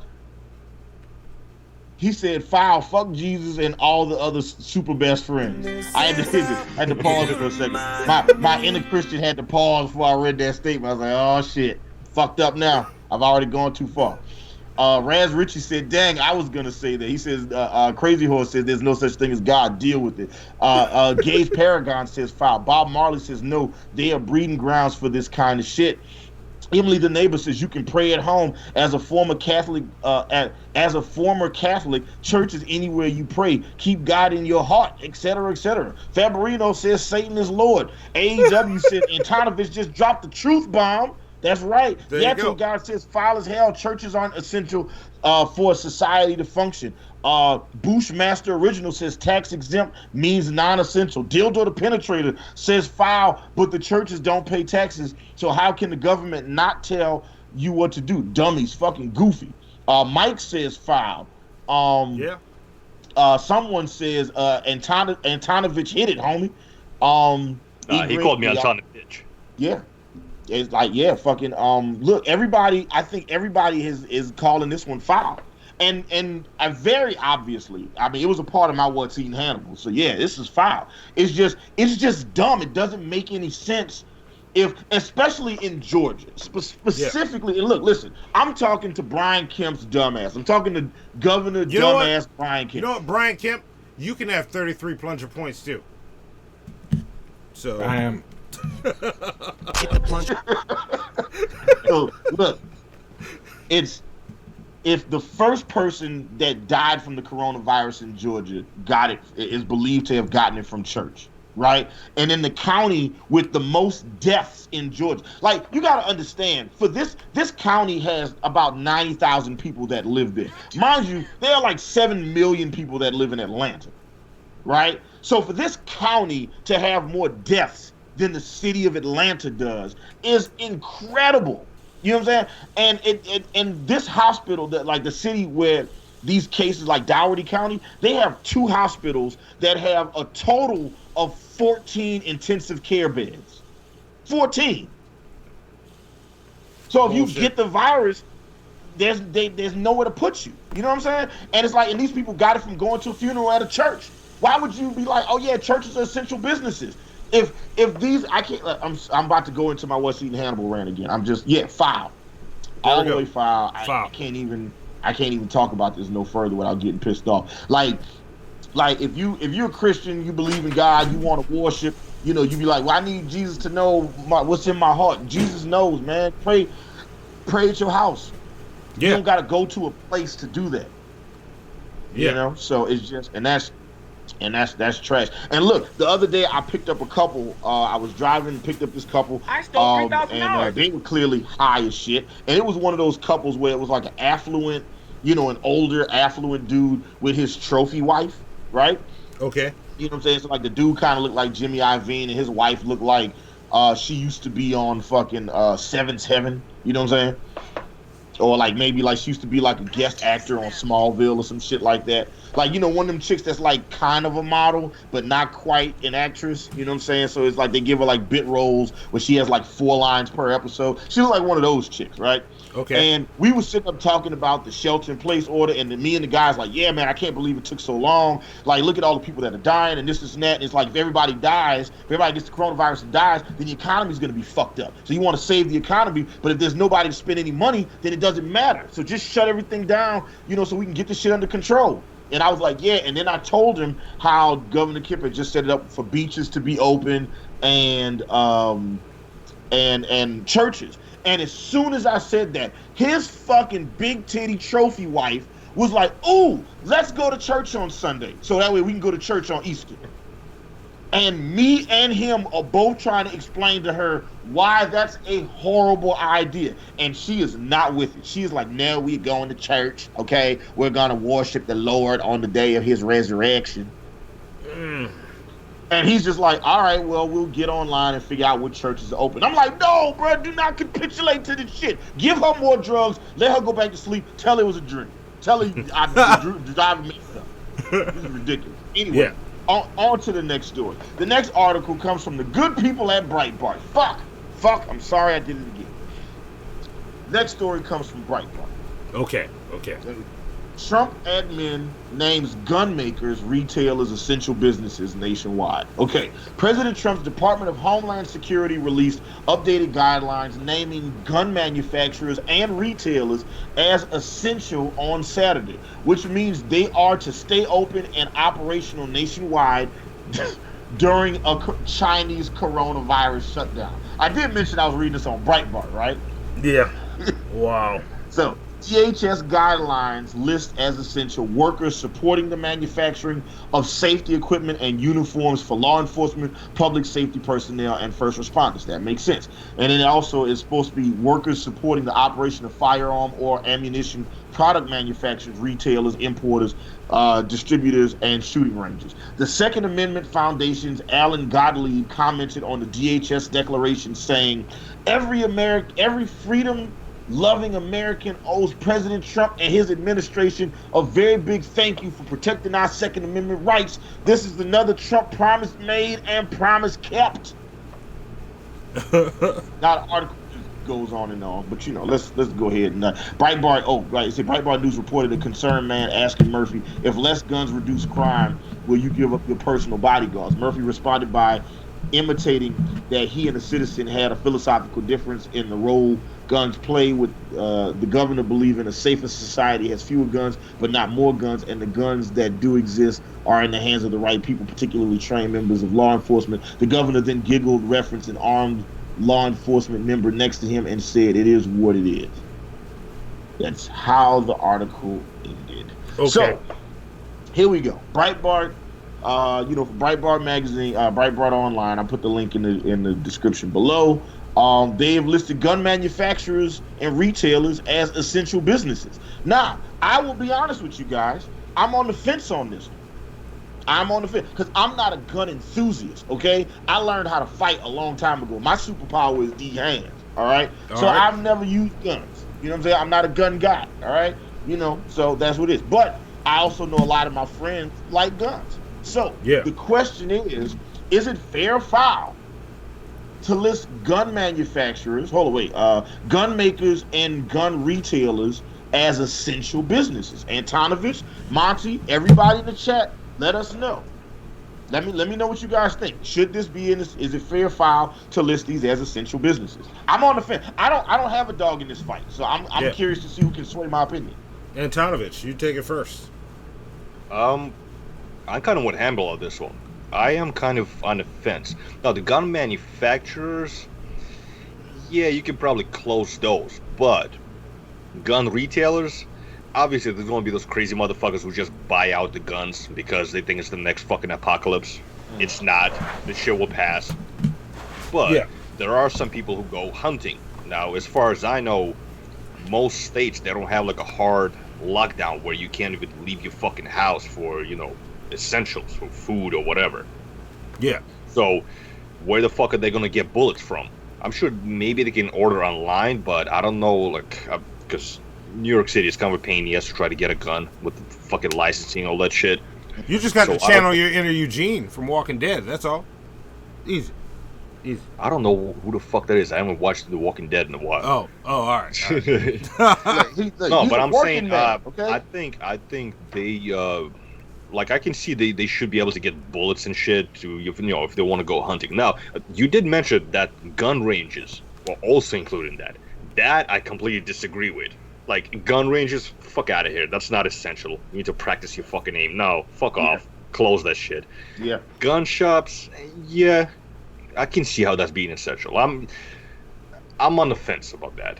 And see, I'm on the other side of it. Like, I would see, like, gun manufacturers, I can understand them being open or continuing to produce because of law enforcement that needed to protect the people, right? Yeah. Like, Okay, I'm all for, like, trained individuals, like, American Nightmare. I am all for trained individuals having guns, to protect us. Yeah. It's just like but it's like, so I'm on the other side of it, but yeah, so I'm on the fence. Monty, where you at on this one? I'm calling foul on it. I'm just gonna flat out say foul. Yeah, foul. It's not an essential business. I don't think during a pandemic we need guns. Like, you can't shoot the virus. Like, I think I actually have you tried though? That's the question. Maybe. You actually swayed me the other way. I say fair now. Yes. Okay. Why do you say fair? Here's the thing. Well, I see how it is, Antonovich. No, Hannibal kind of swayed me, but then you swayed me even more. Now I say completely fair. Here's why. Because of the fucking virus, because a lot of people are staying home, a lot of cops have been diagnosed with the fucking virus, and a lot of other cops are actually staying home. They're taking their vacation days because they don't want to get sick. Okay. So there has been a significant increase in burglaries and, like, small shit like vandalism, people fucking someone's cars up. Okay. So I definitely see the need for guns there. To protect your home. Yes. Gotcha. All right. So all right. I say fair. Yeah, all you need is that all you need is that home AK-47, that protection rifle. That's all you need. You know what I'm saying? Yeah, but here's my thing. Here's why it's foul. If you don't already own it, you are just buying it out of panic right now. So those stores should not be open. You don't know how to use the motherfucker if you're buying it right now. If you know how to use it, you have it already. You have spent the time with it, and you respect that gun enough to use it responsibly. See, this is why we need Iron Man suits. Because if everybody had Iron Man suits, we wouldn't have to worry about shit. You can't shoot me. I got my Iron Man suit on. I got my fucking iron. You know what I'm saying? Fucking do nothing. All right. So there you go. That's where I am on it. Like, I agree with that, but then I disagree because why are you buying it now? You don't know how to use that fucking gun. That's like me going, we're locked in. I'm going to get a gun. You don't want me with a gun in my hand. I've never touched one. Everybody in my house is going to die. Yeah. So, yeah. There you go. Let's see. Here we go. All right. Let's see what we got from the chat. Okay, starting with Dumb and Dunmer. Everybody drop it in the chat. Let me know what you think. Dumb and Dunmer says, foul, how the fuck are guns essential? Okay. Fabrino says, yo, that shit is essential. LOL, we about to have riots. Yeah, and there are a lot of people that are anticipating the next chapter of the coronavirus. Yeah. And as social disarray and anarchy, right? Yeah. So let's give all those cunts guns. Fucking Eric Master says Second Amendment don't apply to scared mobs with itchy trigger fingers and less brains in training than Ralph Wiggum. Foul as fuck. Ooh, who said that? He kind of does. I appreciate. You know what? I appreciate the Simpsons reference. Go ahead and give him plunger points. I love the producer Zoe. Get the plunger. And look, take an extra 33 from me. Damn. Look at you, Monty, making it rain with the points. American Nightmare says foul, but Antonovich, we got beef with you lying about the non-existent collusion. I might call some friends. Hannibal is nice. Monty, don't torture Hannibal. There you go. Why is everybody? Who said that? Who said that? American Nightmare said, and Zoe, tell her Zoe, could you give American Nightmare some plunger points for that, please? Why do y'all keep thinking I'm gonna torture Hannibal? Because and why are you confirming the collusion? That was supposed to be like a download. Don't fucking come on. You gotta deny that shit, not confirm it. What the fuck? He said, "This is not what we talked about secretly." Right, but now it's not so secret when you put it in live chat. Yeah, it's hilarious. American Nightmare, you're not making detective anytime soon, all right? You're acting real Trump-like, American Nightmare. Oh Lord! I still love you though. Hypothesis says I actually say fair, not because of the Second Amendment loving BS, but because we're in a time of crisis and people might need to protect their property more than they're used to. He's got a good point. He's got a good point. Protect it with something you know how to use. Like for me, I'm protecting my home with a wooden katana blade because I know what the fuck to do with that thing. Okay, but what if the other guy has a gun? Then I'm running, or I'm gonna get shot because I don't know how to use a fucking gun. I will kill everybody around me if I try to pick up a gun. I'll take his gun and try and shoot him, but I don't know how that's gonna work. I don't know how to use a gun. I know it's just point and shoot. Trigger. It's point and shoot, but I'm not trained with it. I don't trust myself with it. I don't know. All I know is point and shoot. There's more to a gun than that. That's all I'm saying. Okay. This is gonna be an interesting one. Fill all of our holes.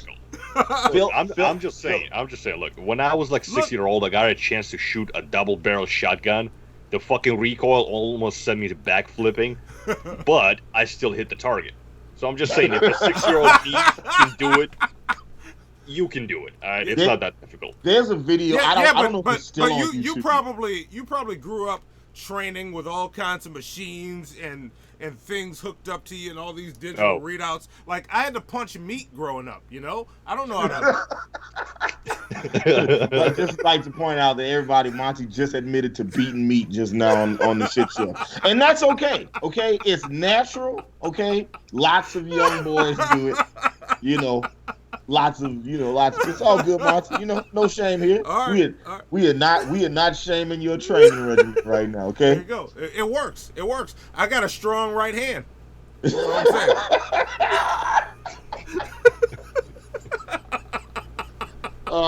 saying. You know what? It's childish, but it's funny. Yeah, man, it's funny. I'll take it. Okay, that's hilarious. Let's see. Phil Oliver Hole says, fair. Guns are necessary for fighting corona zombies. That's a joke. 5. And you know what? I appreciate that, Phil Oliver Hole. Give him his plunger points. Crazy Horse says, Trump has already won 4 more years thanks to Biden and his senile ass. Want to see the wrong thing done? Look at Trump and snowflakes leftists. And you know what, Crazy Horse? I agree with you. I think now that Bernie Sanders has officially dropped out of the race, I feel like you might as well just give Donald Trump 4 more years. Yeah. I talked to Monty earlier. I think there are 2 ways that Joe Biden wins the election, and both of them are Hail Marys and like worst case scenario situations. Yeah. I think we just basically when Bernie Sanders dropped out, and to all the people that wanted Joe Biden, like, just why? Just what is it about him that you like? Let me know. Like, somebody can sway me on why Joe Biden is a great candidate. Let me fucking know. I need to know, because I ain't seen this shit. Emily the neighbor says foul. I think it simply instigates an already stressful situation. I tend to agree with that statement. OAW Larry from OAW Entertainment, who will be on the Ultimate Comic Book Movie List episode on I don't have the date, but he'll be on the Ultimate Comic Book Movie List with us. He said, foul, that shit's not essential yet. Yeah, not yet. All right. That was very auspicious of you just now. I just like, I could hear him saying it too. Shit. The Yato God says, foul. We don't need more people stockpiling more guns. Crazy people already hoarding guns and bullets. Mistaken Reaper says, well, I don't really care about guns or anything like that. I'm a pacifist, so I think it's foul. All right, Mistaken Reaper.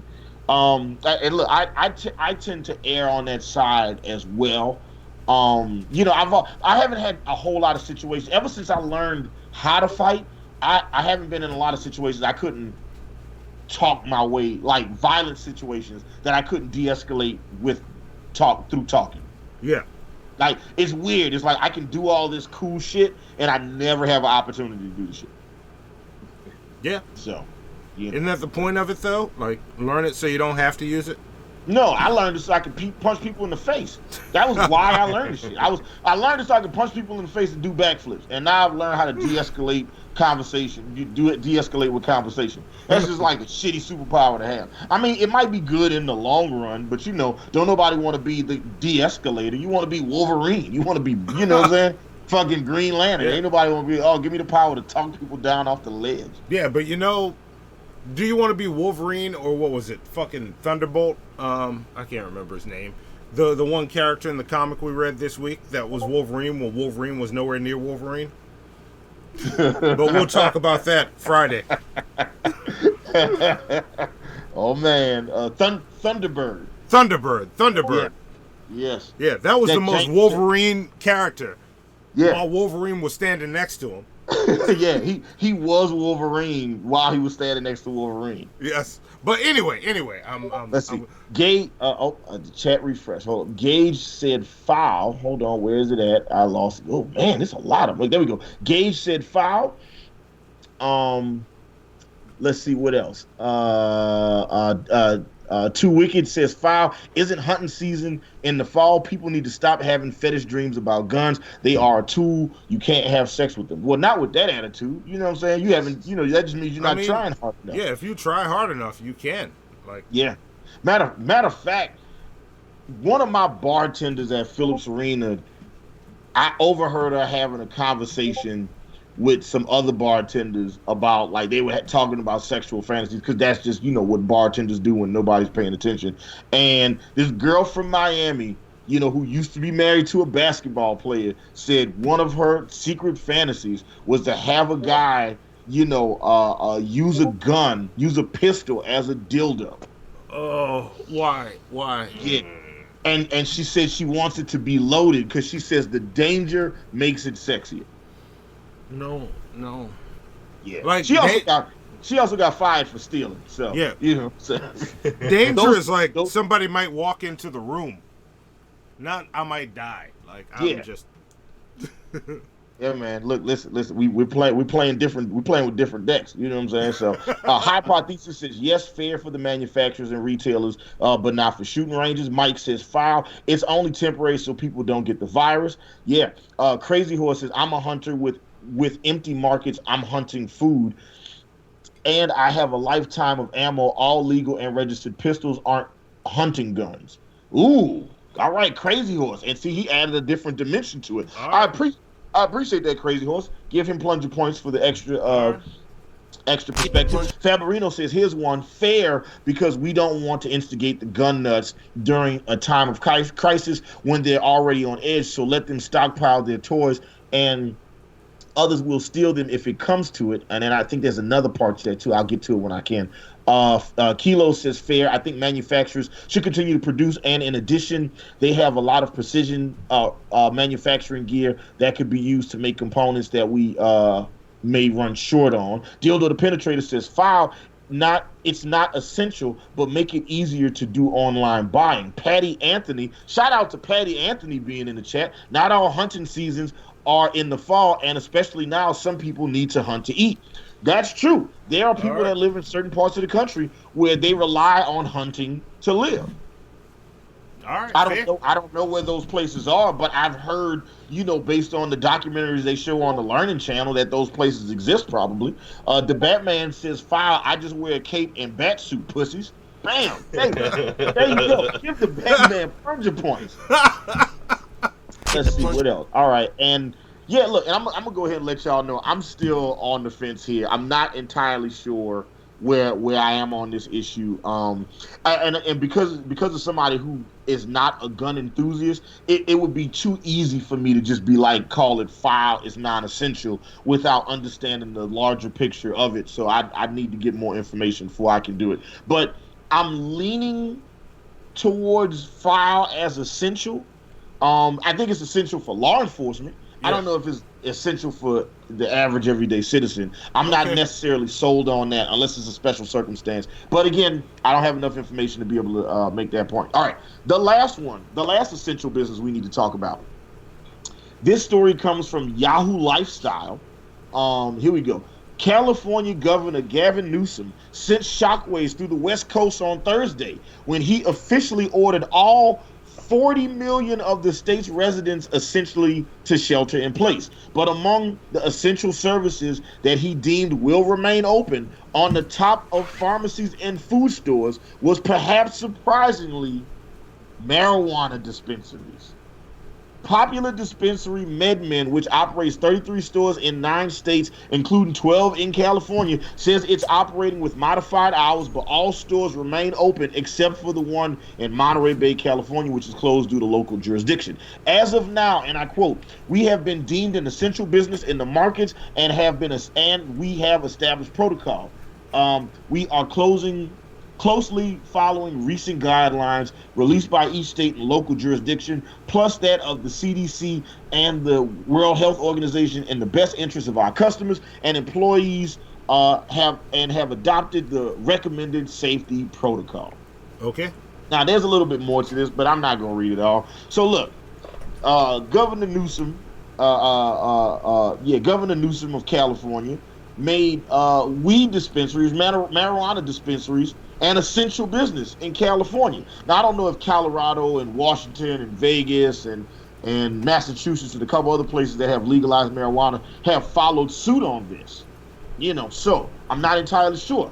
But California is definitely doing it. So the question is to Antonovich, to Monty, and to everybody in the chat, is it fair or foul to list weed dispensaries as essential businesses? Let me know what you guys think. Abso-fucking-lutely. Yeah. It's absolutely essential. Look, hold up. I'm just saying, now, I don't smoke weed, but there's a reason I got 2 of these. There's a reason. Because we stuck at home, there ain't shit to do, so... Yeah. I mean, there's only so much Netflix you can watch. There's only so many fucking games you can play. You gotta chill somehow while you're stuck in place. Yeah. So, here in New York City, liquor stores are open. They're essential because they fucking are. Ooh. And weed stores, I mean, same shit. Yes, you know what, Antonovich? You actually just made a very good fucking point. You just made a very good point because if Monty, I don't know what it is in Louisiana, but I can guess that you can still buy alcohol. Oh, fuck yeah. I'm in New Orleans, man. also, I should point out the fact that a lot of like pharmacies like Rite Aids and Walgreens or whatever, they ran out of like fucking hand sanitizer. You don't actually need that shit if the liquor stores are open. You can go there, buy a cheap ass bottle of vodka. Hey! There you go. What? You stop that shit. That's alcohol abuse, man. You drink that vodka. You sterilize your body from the inside out. That's what you do not rub that shit on your hands. You drink it. Never ever. Don't ever start saying shit like that again, Antonovich. You drink that vodka. Okay, I'm a Russian and I can say it. Okay, I can talk shit about vodka. I'm a professional. All right, you know what? Yeah, you're right. You got me. Yeah. You got me. All right, look. Yes. Buy some cheap ass vodka. I take it back. Buy some cheap ass vodka. The one that comes with like a 2-liter plastic bottle, because it's cheap and it's like $10. There you go. There's your fucking hand sanitizer. Pour that shit into like a spray bottle. Taka, some Svedka. Go get you a bottle. You can go get a 1.75 liter bottle of Svedka for like $8.99. Okay, this shit is basically rubbing alcohol that sometimes has lemon flavors to it. It's crazy. This shit is bananas. Like Svedka is so cheap. Like, we used to sell that shit at Phillips Arena, man. That shit was so wild because we would buy like a case of Svedka for like $20, and we would sell it for $10 a shot. Each bottle has 25 shots in it. So for a box of liquor that we bought for $20, we would turn around and make like $1,000 once we sold all those bottles. It was ridiculous. That we were making $250 for each bottle. That's incredible. It's ridiculous how much money it was. It was like hand over fist. And people would drink that shit just like, yeah, you know, it's cheap vodka, but you know, if you put enough mixes in it, you know, it's like, all right, it's fine. It's good. It's good enough, you know, as long as you know when you had a Fleetwood Mac concert or a Dave Matthews concert or a Grateful Dead concert, all liquor is great liquor. So there you go. It's crazy. But anyway, let's take it to Monty. I'm sorry, Monty. Where are you at on this? Fair foul on weed dispensaries being labeled as an essential business. Oh, it's fair. I don't even smoke weed, but yes, fair. Absolutely. Look at you, Monty. Look how you have grown and matured. Okay. Look at you. All right. Daddy's proud. I just want you to know that. Papa is proud. Look, hey, right. Don't ever call yourself daddy again. Like, ever. I wasn't calling myself daddy. I was saying your daddy is proud. Okay. All right. Yeah, I don't call myself daddy. Look, gross. I worked for a motherfucker that always went there. He's like, daddy did this. I'm like, stop. Just stop. Don't. Not with me. Yeah. Don't do that. Like in college, like if I was boning a girl and she called me daddy during sex, I'd be like, all right, we gotta cut that shit out. All right, like I'm not your daddy. And if the idea that turns you on really turns me the fuck off, like that's just gross. Like don't call me daddy. Look, I just want to put this out there. Any dude, unless you are talking to your child, you're not daddy. Yeah. Only when you are talking to your child. It's the only time. No other time. Just putting that out there. No, stop. Just stop. Fucking stop. It's cringy. It is the cringiest thing ever, and I fucking hate it. But anyway, keep going. I'm sorry. I'm going to the chat. And I'm looking at all the people that was responding to the bartender I said that wanted the gun sex. You know what I'm saying? And I'm looking at y'all comments now, and it's fucking hilarious. I have to go back and grab one of these because this is some good shit in here. This is crazy. All right, here we go. All right. So, is it fair or foul to label weed dispensaries as essential? Fabrino says, I'm sorry, I'm looking at what he said from earlier about the guns and shit. He was like, essential for law enforcement. Damn, Hannibal, how many guns have you had pointed at you again? I was like, yeah, it's been a lot. And it's always cops on the end of them guns. So, like, I hold firm, even though I've only met one good cop in my life, and he's in the chat hanging out with us right now. Shout out to American Nightmare. I hold the sentiment in my mind that there are some good cops out there. I ain't met them. Yeah. I mean, outside of the one that's watching our show right now. But they gotta, just by law of averages, they have to exist. Yep. Well, American Nightmare exists. You know, he's all right. You know. He's great, Monty. Why are you hating? Okay. I'm not hating. Me and Antonovich think American Nightmare is great. All right. Yes. So, I mean, he's all right. He's all right. I'm not mad at him. I'm not saying all right, he's bad. I wanna give my next 50 points to Hypothesis. Oh, shit! He said foul because what this country needs is integrity. Yes. Yes. And give him an extra 10 points from me as well. And he I appreciate the South Park reference. There you go. He said what we need is a little integrity. There you go. All right, here we go. Crazy Horse says fair. Clown Black says fair. We need our meds. It's not nice. I'm not nice without my med men. Tish says fair. People would freak out without their weed. You ain't never lying, Tish. Team Animal. Not that we're doing teams. Hypothesis, I already, Antonovich already read that. Aaron Master says Alaska and parts of the Rockies come to mind. Oh, well, he's talking about people that need to hunt to eat. Okay, gotcha. Fabrino says if liquor stores are open, dispensaries should be too. Yep. They can close early if need be. Yep, I agree. E. Green says fair. It's medicinal. Take it up with the State Department. Gage says fair. Dispensaries disperse some people's medicine. Yeah, that you're right. That for some people, medicinal marijuana is necessary. It is yeah. So he's absolutely right. The Eto God says fair as fuck. CBD is a better alternative to pain medicine. Also, people with cancer and other illnesses definitely need their weed. It's medicinal. Mike said 69 likes. That's not related to what we're talking about. I just wanted to say 69, and then Mike said it. So give Mike some plunger points for that. Patty Anthony says fair. It's medicine. Dumb and Dumber says fair. People got to get some of that good nah mean. He said people got to get some of that good nah mean. There we go. I read it wrong the first time. I got it this time. Daniel Lisner says fair. Too Wicked says fair. It's medication. If we want to be a civilized society, we need to stop being afraid of a plant. Plus, we need something to mellow us the fuck out. Yes, Too Wicked. Give Too Wicked plunger points for that as well. OAW Entertainment, Larry says fair. They're a medical facility. Yes, they are. Crazy Horse says bored people need beer and weed. That's right. Kilo says fair, but we should temporarily disband the practice of puff, puff, pass. Let's just do puff, puff, puff, puff. Yes. Take your plunger points for that. Kilo, take your plunger points. That was great.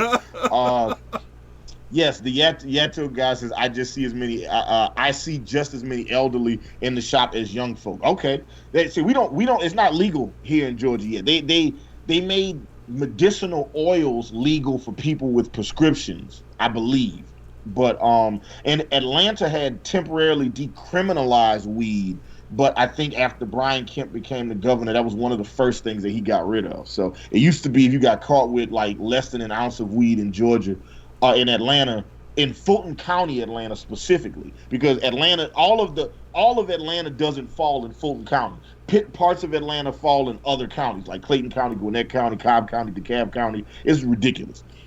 So you could be in Atlanta, Fulton County, and be smoking, and you could just get a ticket. But then as soon as you crossed into Cobb County, you could go to jail for that shit. You'd still be in Atlanta though, but you wouldn't be in Fulton County anymore. That's retarded. Yeah, it's absolutely, completely retarded. Alan Reyes says fair. Some people use it for medication. Mistaken Reaper says, I'm going to have the unpopular answer to keep my mouth shut. Ooh, Mistaken Reaper. Look at that. Hey, look, listen. This is why we have these conversations, so everybody can say what they need to say. Nick L says, hold up, you Mistaken Reaper. You can't just blue ball us like that. You got to you got to give us the reason. What the fuck?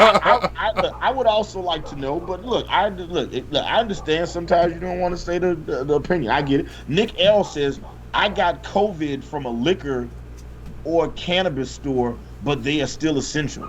Wait, Nick L, you have it right now? Let us know in the chat if you got it right now, because I'd like to talk more about that, hear about your symptoms and everything. Phil Oliver Hole says fair. The Yato guy says smoke shops are still open too. What else we got? Too Wicked says here in Pennsylvania, liquor stores are closed. Guess what? I'm close to Maryland. Balls to you, Pennsylvania. Dildo the Penetrator says, Miss Penetrator and I have anxiety, depression. She has fibro, and I have arthritic pains in my knees. So if we don't have it, we are in pain. Ibuprofen doesn't solve it. Yeah, and something else is there are a lot of doctors worldwide that are saying that they believe, and there's not enough tests that have been run to prove it, that ibuprofen might aggravate the coronavirus. So it might intensify symptoms in people. So they're telling people if they need to take pain medicine, don't take ibuprofen or Advil. Shit. So if weed would be an acceptable substitute, for those people, then,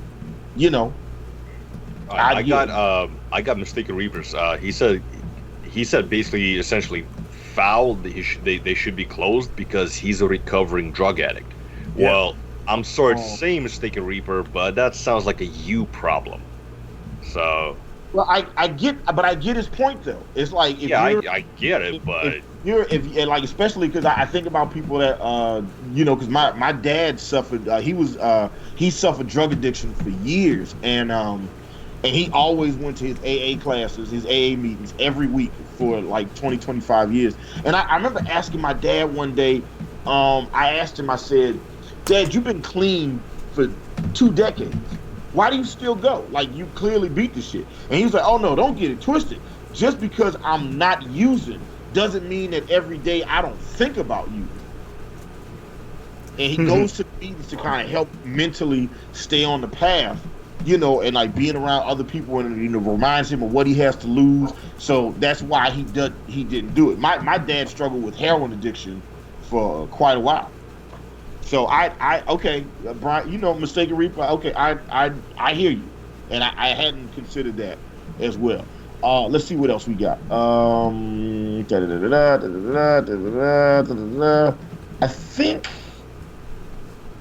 think that's about everybody. Okay, and yeah, I'm also calling fair on dispensaries as well. So yeah. All right. See, I'm also calling fair on dispensaries. All right. Well, and that right there concludes Fair File. The Fair File was all about essential businesses. And shout out to you guys, because we got more people that like the show than we have active watching the show. You guys are fantastic. I see Monty. All right. That was to Hannibal Antonovich. Yeah. All right. Yeah. So let's move it forward. Let's go to the next one. Shit. I don't know if we're gonna have time to get to Have You Heard This Shit. Now listen to this shit today. Shit. But let's go right into important shit. Zoe. Okay. Run the intro. Let's do Monty's important shit. FlyingZombies.com, Blog Talk Radio, and Team MFN proudly present Hannibal and Monty's Action News with L. Damon on sports, Keith, the man on the street, meteorologist scientist Mel on weather, and Hannibal and Monty's Action News anchors, Hannibal and Monty. And now, here's lead anchor Monty with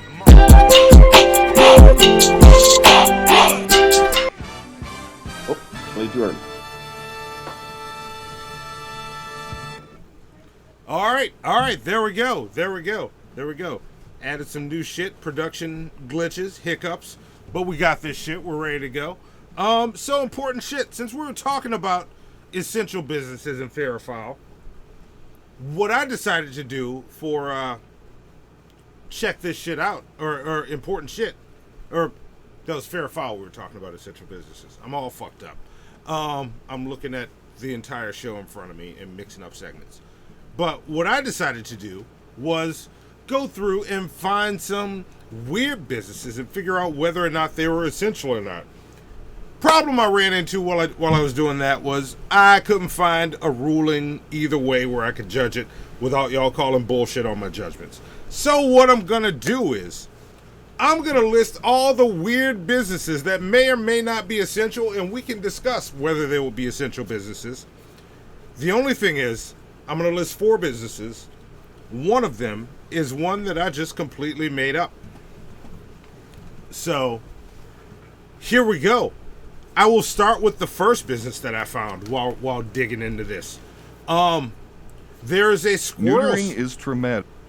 What? What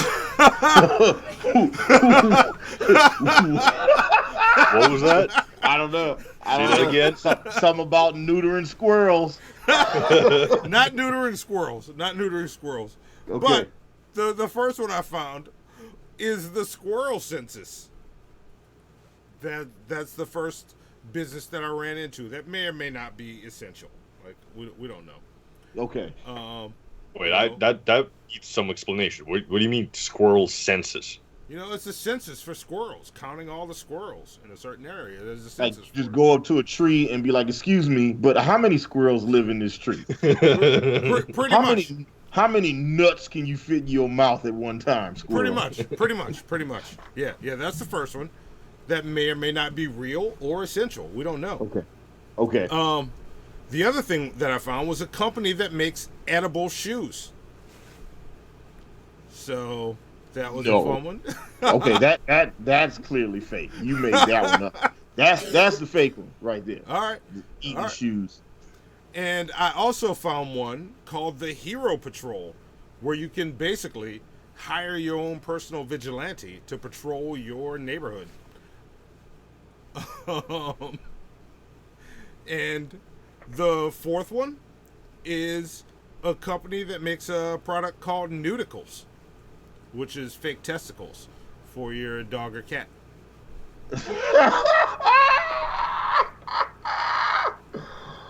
Okay, so one of those businesses you made up, 3 of those businesses do exist. Yes. Okay. All right. So first thing first, Todd, lovely producer Zoe, before you play the waiting music, turn it down to like 50%. So I don't want it to blast people's eardrums.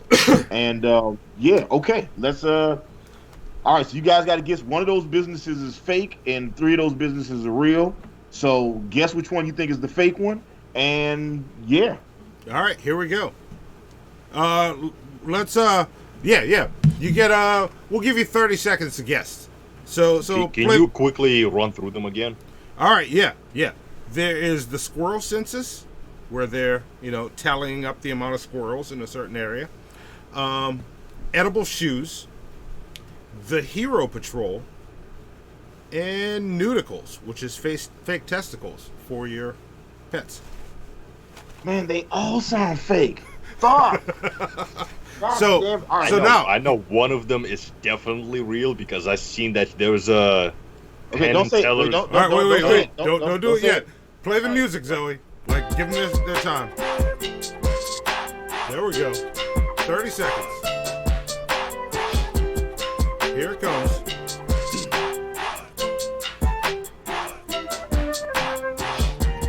This is pretty good, Hannibal. I haven't given it a good listen yet.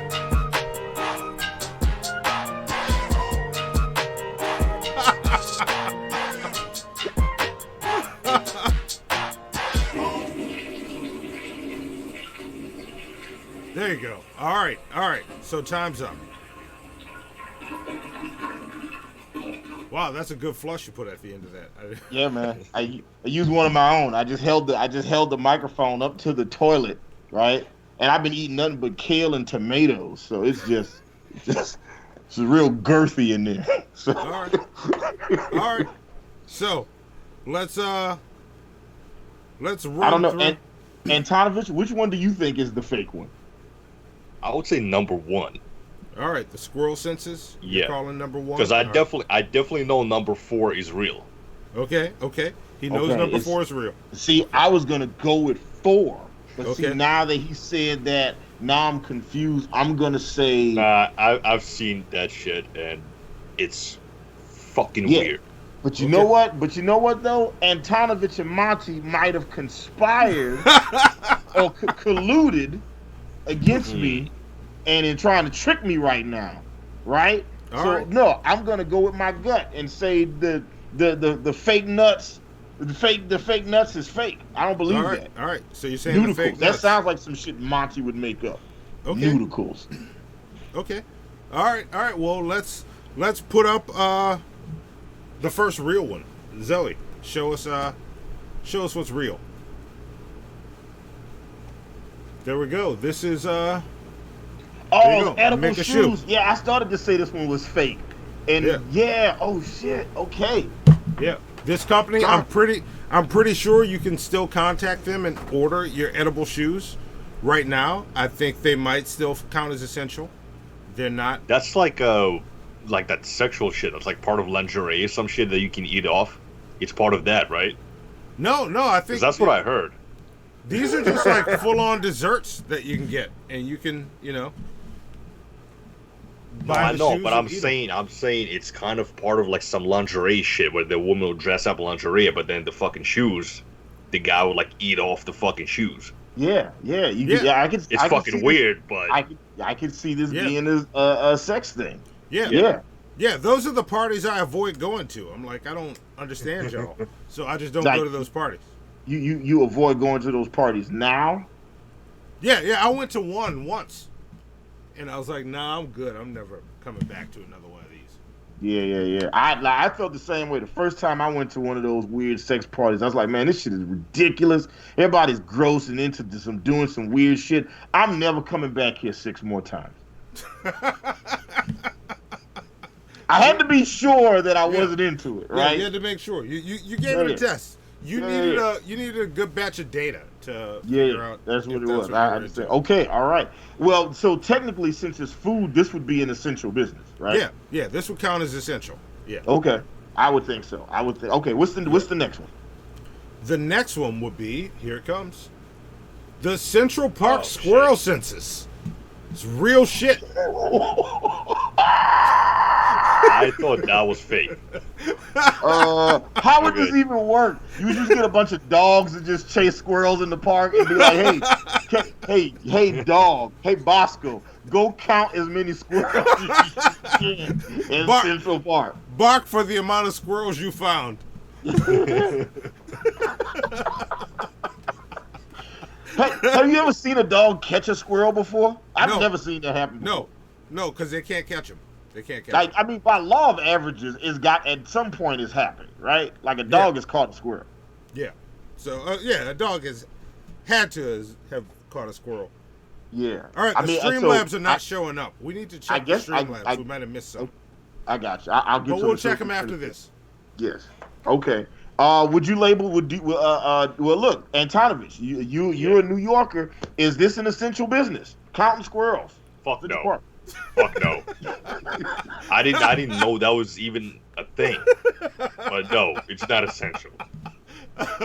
So we don't need squirrels to be counted during the COVID-19 pandemic. Okay. I mean, I don't think squirrels need to be counted at all. Never mind the pandemic.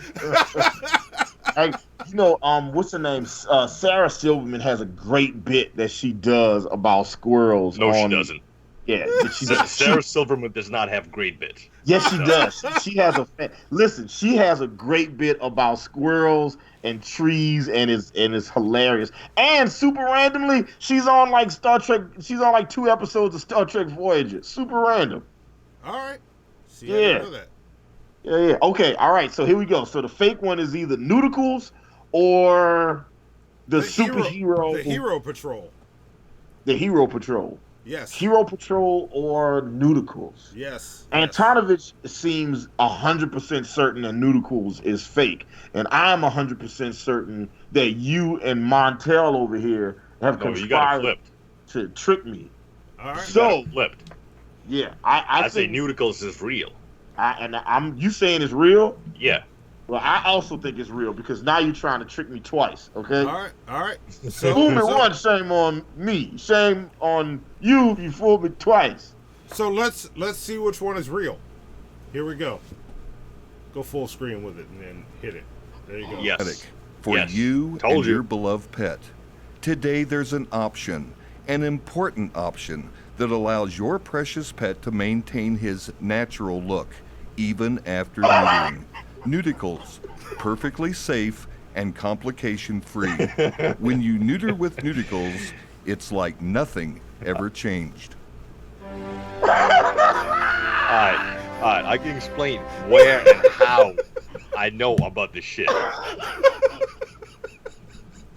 Now, wait a minute. Yes, it's real. I just imagine like it's like Hannibal. a dog They fight. make them in different sizes. Yep. I just let you know they make them different sizes, and some of them clack, and some of them are soft. That's a real thing. Yes. What? Yeah, they look and feel like real testicles. I don't know how many of y'all walk And the around feeling your... the owners actually play with those balls. The owners of the dogs, not the dogs, the owners. And I know that because I seen that shit on Penn and Teller's bullshit when they talked about it. It was on an episode of Penn and Teller's bullshit. Oh God. As like a what the fuck episode, and that was a real thing. And the dude was playing. He had a boxer, and while doing the interview with the Penn and Teller's with the bullshit producers, the guy was playing with the dog's balls. He was just flicking the balls as the dog was sitting next to him.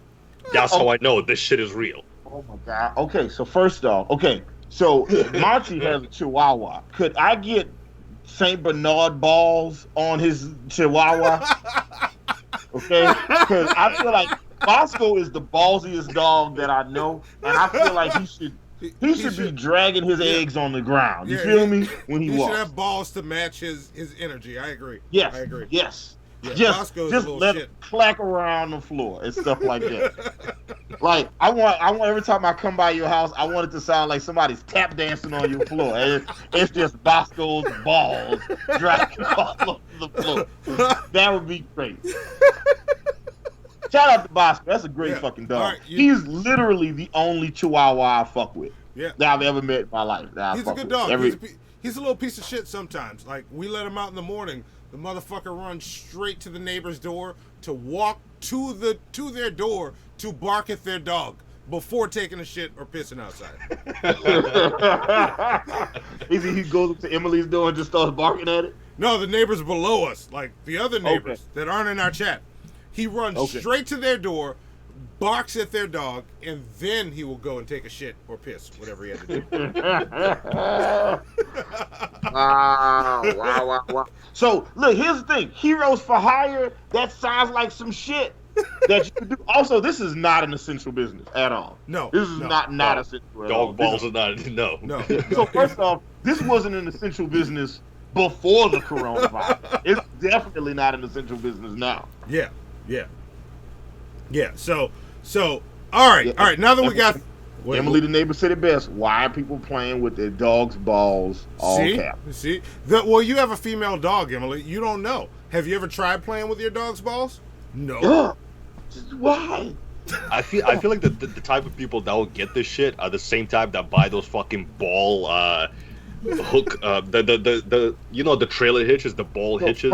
First off, Antonovich, those are called truck nuts. Okay. Yes. I never even considered getting those, but that shit is pretty gay. Listen. There's a part of Georgia, all right? Like when you go out by the University of West Georgia, when you're almost at the border for Alabama, all the trucks out there got truck nuts or Confederate flags or MAGA on the back of their shit. Trump 2020, Trump Pants 2020. Yes. All they say.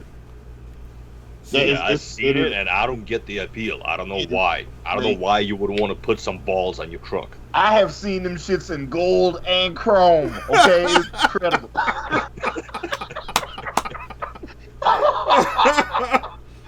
Oh yes, I love it. Truck nuts. Yeah. So I seen some white guys doing with their chewing tobacco, talking shit about a dude that had truck nuts on his car, and they was just going off on him. I've seen that. I've seen that while out trucking. No, this is even funnier. I seen a dude driving a fucking Camry with the tow hitch and some nuts hanging off of it. A fucking Camry. You ain't towing shit with that. And he had some nuts. I think he just added the tow hitch just so he can hang the fucking nuts off of it. I see him trying to tow something in his Camry, and just the front two wheels just completely off the ground. Wait, but then again, I also seen a Hummer with a spoiler. So people do some dumb shit. Yeah. Fuck that. All right. Well, just because we have to for this show, we're gonna do one more. And look, we're gonna have to get Antonovich back on for a few minutes to talk about this album we were supposed to talk about. But just to wrap the show up, we gotta do this. Check this shit out. We're gonna do a special. Maybe we'll try and pull you on the pre-show, and we'll do Have You Heard This Shit and the comic review if you're free. We'll talk about it. We'll figure it out. But let's go in and check this shit out so we can wrap it up, because we're about to lose Zoe. So here we go. Oh yeah, if we lose Zoe, it becomes a shit show for real. Yeah. So there you go. When you agree to that, Monty? Agree that when we lose our lovely producer Zoe, that it becomes a shit show for real? Oh, I would totally agree. She's the glue that holds this show together right now. Because look at you quoting quoting Hannibal to beat Hannibal. Yes. Look, listen. Just because Bernie Sanders is no longer running for president, okay, you guys can vote for Hannibal and Monty for president and vice president. That's true. President and vice president. Yeah, no, I was about to say the same thing. Monty's the president, Hannibal is the vice president. All right. That's right. Roll it, Zoe. Who do you think they would elect first? A nigga with a mask or a nigga with dreads? Who do you think would get the election first? That's a tough one. Yeah, you got the cool suit and tie on right now. Yeah, I'll always wear. I'll have Charles O. Anderson make all of my suits. That's who made this suit. And you know what, Monty? You would. Okay, yeah, I got you. Yeah, okay, I got you. Yeah. I'm with it. Let's do it. All right, check this shit out. Let's do it. Here we go.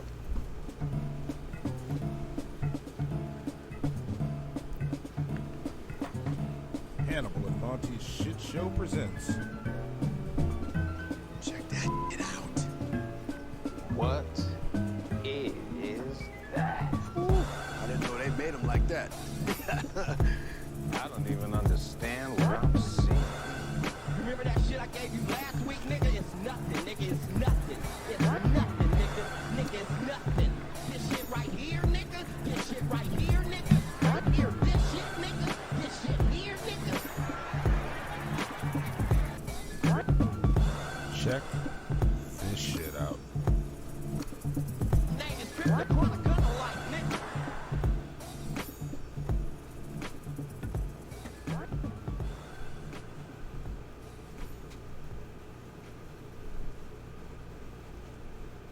On again with another video, and yes, we have to stay on so the masses stay sane in this devil earth and this pandemic that they're running on the people. No doubt about it. Just sit back and take in some truth, cause we never miss. Here we go. We're Some gonna truth. go back into it and show you some things with this so-called coronavirus pandemic, and we go continue to break it down. Of 600 course. lives lost. Let's get into this right here. Tonight, with most of the nation, roughly 3 in every 4 Americans, being told 3 in every 4 American they're told to stay home. 3 in every 4. And before you know it, every single people in America, every person gonna be locked down under quarantine. to stay at home, our country has reached another grim milestone. Yes, they reach another grim milestone. And I told you what it is already. It's like an Olympic going on right now on the masses. You could see them all fakers post up for the camera. And I told you they can't leave that cross out. Is the devil people right here in the purple glove. Over 3,600 lives lost. 3,600 life lost. Yes, you know what's that? For the 3 6s, the mark of the beast. Or even if you want to take this right here, say top 37, 37 Oaks code on the mask. Cities like Atlanta warn of an... Of course, they go there showing the facts right there. It's there for a reason. Just remember that FOX 666 in numerology. Pending crisis. And of course, and don't worry about it. The CDC, so-called, is in Georgia. Also, just remember, I tell you people, all they run is psyops on the mask. Even areas with more than 10 times the population. With hundreds of confirmed cases in rural towns where resources are limited, there is growing concern. States like Florida, who have not issued stay-at-home mandates... You must be out your damn mind. What do you mean? They have curfew and everything in Florida. What's wrong with you? You hit your head somewhere? Could become the next hotspots. You see how they show up people? They tell you that there's social distancing. That's why they stay a little bit from each other. But of course, they're still in the damn studio, fooling the dumb masses. This one in the purple. And of course, they got the coronavirus pandemic back there in red and blue.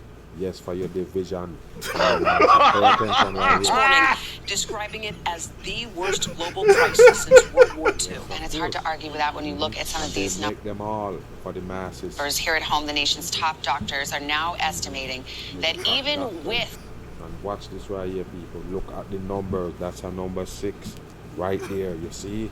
They're telling you that over 240,000 Americans gonna die even if they're quarantined. strict social distancing measures in place. In the best case scenario... All of this is a show for the people right here. All of it is a show. Look at this right here. Forget about the deaths, because I already told you they got a bumping up to lock the people down. But take a look at the amount of cases. Wow. Double China and Italy put together. Why America doing this to the masses? Wow, they want to scare you down enough for them to lock you down. That's how they do. What you think, people? Is a hoax they're running with the coronavirus, and they keep mocking you in plain sight. That doctor dancing around and damn TikTok and all of this shit right here. Don't prove that it's fake. Of course, you're dead sleep. There you go. There you go. You convinced? It's fake, according to Mag. No. Mag Truth, I say this with nothing but sincerity and nothing with like from the sincerest, deepest parts of my soul. Look at me when I talk to you, man. Listen to me. Fuck you, Mag Truth. Alright? Fuck you, man.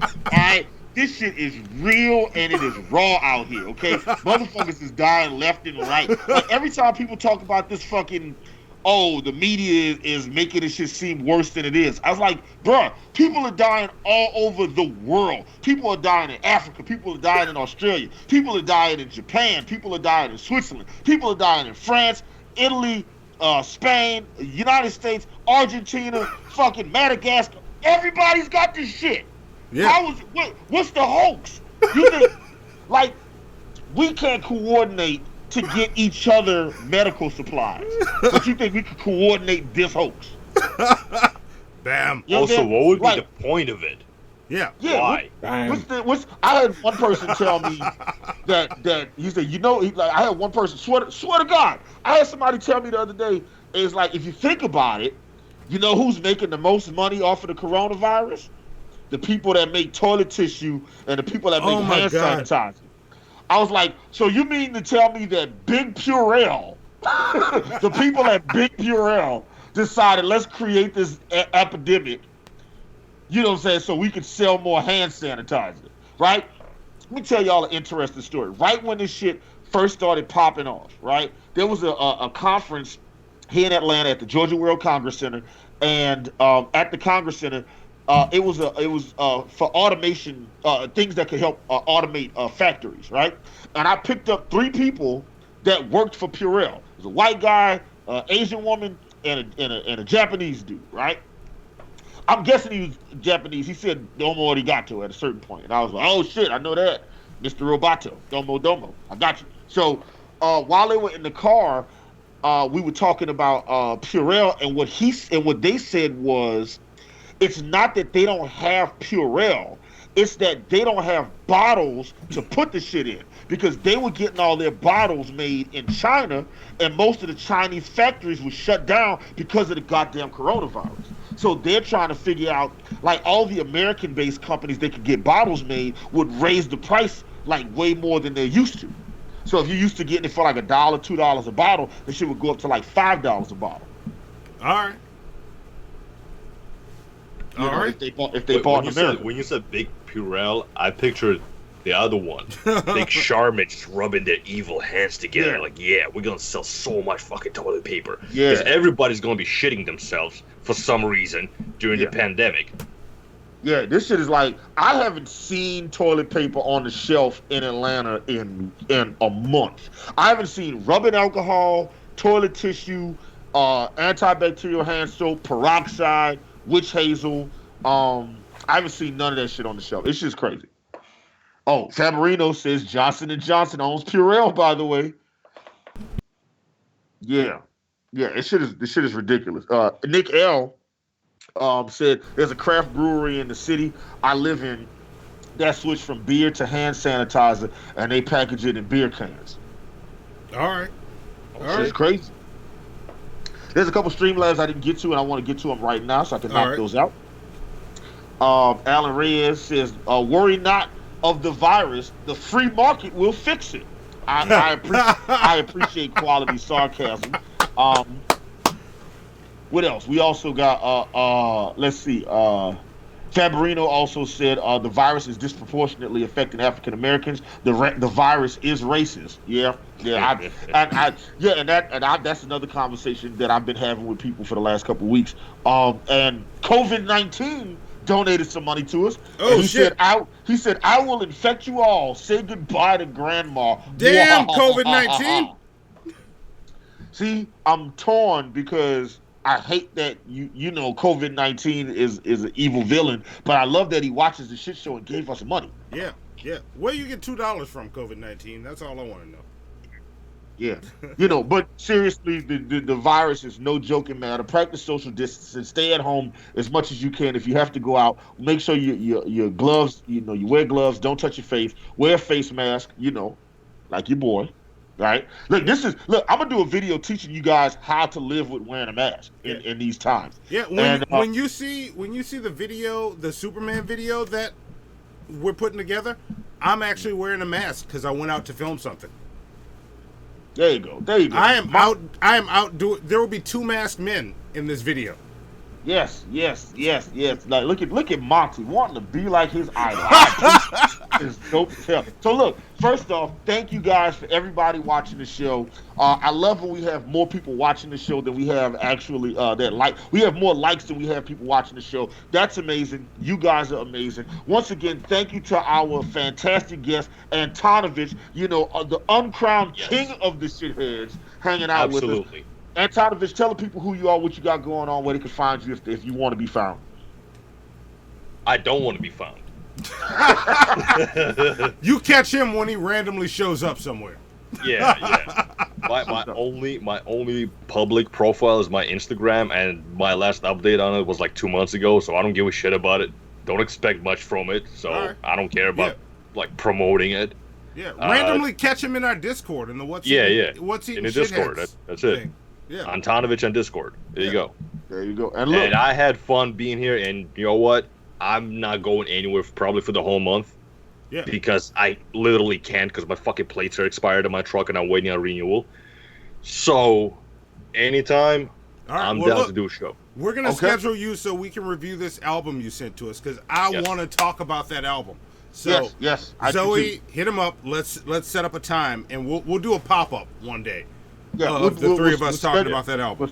We'll schedule a pop-up after the show ends. We'll figure that out. I want to thank everybody for watching the shit show. Thank you to Bob Neiman. Thank you to Alan Reyes, Crazy Horse, Supply Some 9, who subscribed to us very recently. Thank you very much. Alan Reyes, as always, Dildo the Penetrator. Thank you very much.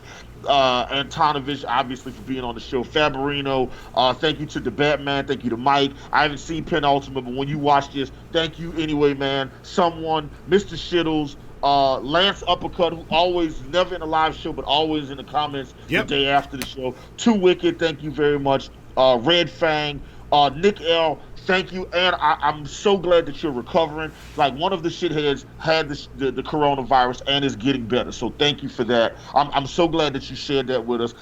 Thank you to Mistaken Reaper. Thank you to Rafis Tenders, my boy, American Nightmare, Danny Lisner, Ben Meredith, Gage, Kilo, Vapion, Crazy Horse, Missy Ann, Red Eye, Emily the Neighbor, Live Action Animation, Shayla Tish. Thank you guys all. There's so many of y'all to thank. And also, we can't forget, we got 2 new patrons. I stopped reading out patron names because it uses real names. I'm not doxing people. Thank y'all. Once I figure out who you are exactly, I will thank you by name.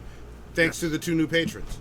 Yes, thank you, Dumb and Dunmer, Fill Oliver Holes, Devil Lad, Tiny Tim on Fire, Larry from OAW. Thank you guys. E Green, who's going through his own shit right now, and he's dealing with the shit like a boss, because that's what bosses do. Blaster Master 80, Fabarino, thank you guys so much. This show wouldn't be what it is without you guys. And we didn't get to the album of the week. We didn't get a chance to talk about the comic of the week. And we didn't get a chance to talk about Bernie Sanders ended his campaign, but that gives me and Monty a chance to run for president. Monty for president, Hannibal as the VP. And look, we have a good chance of winning the election because Monty's going to get all the white women votes. Right? Is that where we're going? Is that where we're going? Just right there? All the white women are going to vote for you, man. It's fucking awesome. That's what we're going for? Like, how? Why are we going there? Like, why? Well, first off, you have a magnetic charm, okay? Like the pumpkin spice panty dropper. Like, women love you, man. And there's nothing wrong with that. That is awesome. You know what I'm saying? All right. Like, you were the color of eggshell. Monty is a fan. All right. You know what? Before we even get into this, you know what, Hannibal? This was a shit show. Y'all finished or y'all done? I ain't got no more talking. Sweet Halloween in collard greens.